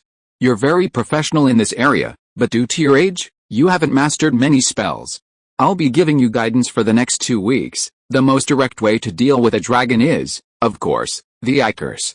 Although it's not fatal, it will still cause some damage to the dragon's eyes." Lupin glanced at the immature dragon and said, "Considering it's only a few months old, I won't teach you the eye curse for now. I have a special technique." "Ralph, do you have any tear gas?" The boy pulled out 2 small, silver, spherical objects. "Watch closely." Lupin raised his wand to shoulder height and aimed it at Norbert, saying, "Vadasivashi." 2 tear gas canisters flew up like bullets, heading straight for Norbert. They were so fast that Norbert didn't even have time to react before they entered its nostrils. The canisters suddenly exploded. Norbert tried to breathe fire, but it suddenly started sneezing wildly, one after another, unable to exhale any dragon breath. The Tipo warthog, seeing this, quickly scurried away. "A brilliant idea," Ralph praised. The effect was truly outstanding, suppressing the fire dragon and preventing it from breathing flames, though the technique was a bit flawed. Fire dragons are powerful, but as long as you know how to use specific magic, there's nothing to fear. Lupin smiled calmly. Ralph raised his wand and said, "Vadasivashi." A pebble flew up, its trajectory in mid-air erratic like a drunkard's walk, and it fell back to the ground after only a few meters. "Your arm should be shoulder length, and when you say Vasi, there should be a slight pause, a breath." Lupin demonstrated again. Ralph closed his eyes, recalling the entire movement. He opened his eyes and said again, "Vasi Vadius." This time, there was a subtle pause in his arm, a flick of his wrist, and the target was Norbert, who was sneezing. A pebble shot out, hitting Norbert squarely on the head. It was standing on a tree, sneezing. And when hit by the pebble, it suddenly lost its balance and fell backward to the ground. Fortunately, Norbert was tough and wasn't injured. It whimpered pitifully at Ralph. Imagination is important. Imagine the nostrils or mouth of a dragon, Lupin said softly. This time, it was a large piece of beef, swiftly and accurately falling into Norbert's mouth. Very good, Lupin smiled. Next is a binding spell you've seen before. Chain binding. Lupin waved his wand, and a silver spell shot towards Norbert, who was eating beef. As it approached, 4 beams of light extended outwards. 4 beams of light, like a cage, trapped Norbert inside. This spell can be used by several wizards together. The more beams, the stronger the cage, Lupin said. If it's just dealing with those dragon hatchlings, this spell can trap them without harming them. Ralph nodded slightly and continued practicing with Norbert, waving his wand with unwavering focus. Lupin, watching Ralph's intense concentration, momentarily drifted off. He suddenly remembered his 3 childhood friends, who had practiced magic so tirelessly, hoping to one day accompany him when he became a werewolf. After about 10 minutes of practice, Lupin told Ralph to stop and rest. There's still plenty of time before the assessment. Take your time. Lupin tossed a glass of water to the boy. Ralph caught it and gulped down the water with great relish. Lupin looked at the boy, hesitated for a moment, and said softly, Ralph, I want to ask you something. Ralph wiped his mouth after finishing his drink, and smiled brightly. What is it? Have you met Harry Potter? Yes, Harry is my classmate, but we haven't talked much. He's from Gryffindor, and I'm Hufflepuff. Harry, what kind of person is he? Lupin asked curiously. A typical Gryffindor. Ralph seemed to know what Lupin wanted to ask and said softly, I've heard that Harry looks a lot like his father James, but his eyes are like his mother Lily Potter. Is that so? Lupin's voice suddenly trembled, and he sighed. I really want to meet him. I'm best friends with Harry's father James, and also friends with his mother Lily. Then go. Ralph said matter-of-factly. It's not that difficult, is it? I once thought about going, but Dumbledore told me that Harry lives with his aunt and uncle, a bunch of muggles who don't like wizards.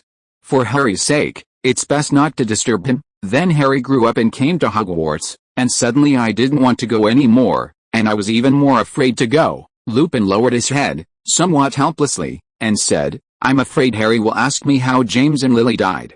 I was James's friend, why couldn't I save them? The man's weathered face was full of unconcealed self-reproach.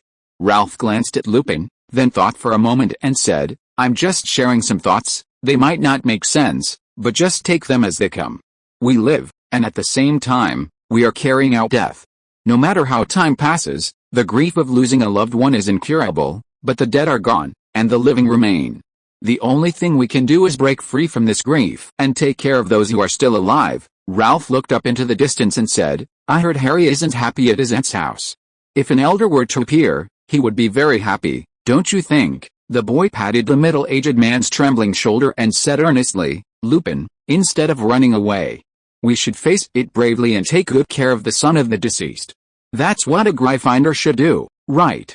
Chapter 125 London Bridge has fallen. As a Gryffindor, Lupin was undoubtedly a fearless and good man, but even such a brave person could sometimes appear somewhat cowardly. As a former marauder, he had never, and dared not, visit his best friend's son all these years. In contrast, Sirius Black went to number 4 Privet Drive immediately after his escape. In the original timeline, Lupin even shirked his responsibilities as a husband and father, displaying the contradictions in his character to the fullest. But this complex personality was formed from many aspects. Besides a tragic childhood, there was the sudden loss of his best friend, followed by a solitary life of wandering and hardship at the bottom of society. Some people spend their lives being healed by their childhood, while others spend their lives healing from it. The latter is perhaps the most accurate description of Lupin. Ralph didn't have a good solution. After all, he was a veterinarian, not a psychologist, and could only offer some help verbally and practically. Throughout July, Ralph studied magic with Lupin. At first, they were just learning how to deal with dragons, but as they progressed, it turned into a course on defense against the dark arts. Although Professor Snape had given them an intensive 6-month crash course while Quirrell was away, Lockhart would be their second-year professor.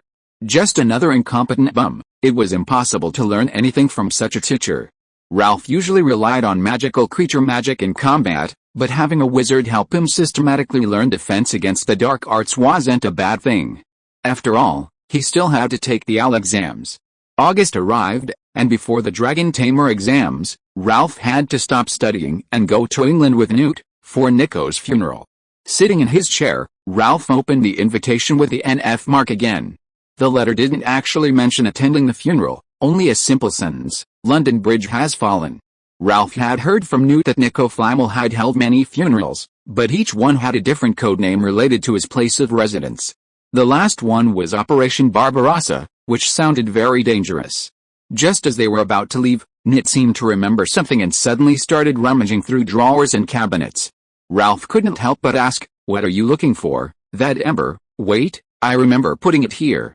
"Ralph, did you see it? It's on the third shelf of the table to your right." The boy thought for a moment, then asked curiously, "Why did you suddenly think of looking for that?" Newt opened the table and quickly found a piece of amber the size of a pigeon's egg in a drawer. It was Burmese blood amber, formed during the Cretaceous period, with cloud-like flow patterns. Most precious of all, inside the amber was a long-extinct unicorn fly. A gift for Nico." The old man held up the amber. In the sunlight, the blood amber shone with a deep red hue. He prepared to wrap it in a box. "Aren't we going to a funeral? Why are we bringing a gift?" Ralph was clearly surprised.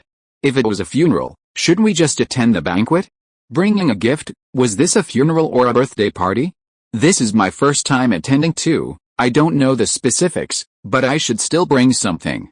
It would be awkward if everyone else brought gifts and we didn't." Newt's autism kicked in at the thought, and he immediately didn't want to attend the funeral anymore. "That makes sense. So what should I bring?" Ralph, rubbing his chin with one hand and supporting his elbow with the other, frowned and said, "A wreath. Or a paper philosopher's stone, to burn for Nicholas Flamel at the funeral." Just then, there was a knock at the door. Ralph got up and opened it to see a familiar figure. Lockhart stood in the doorway, wearing a magnificent purple silk robe embroidered with gold thread, holding a cane, his blonde hair gleaming, exuding the scent of lavender.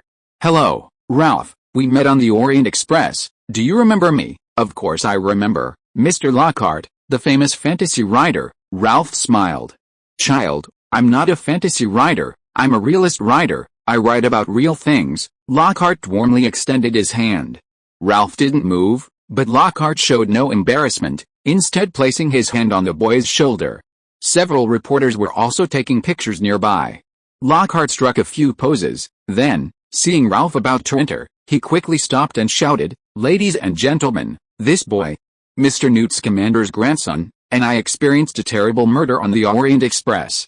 I'm already preparing to write a new book, The Orient Express, to document this horrific journey, and this child will play a significant role." Ralph raised an eyebrow. Was Lockhart planning to attribute what he had done on the train to him? Lockhart certainly had this intention.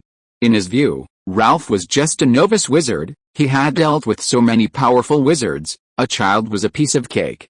"There's one more thing," Lockhart continued, "Mr.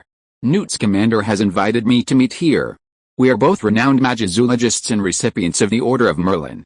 I believe we will have much in common." Lockhart had traveled by Orient Express all the way to his final destination, Istanbul, where he stayed for a while before recently arriving at the Romanian Dragon Sanctuary.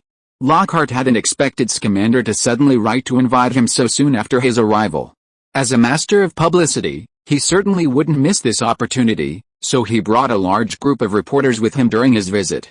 "My grandfather is waiting for you, hurry up and go in," Ralph urged.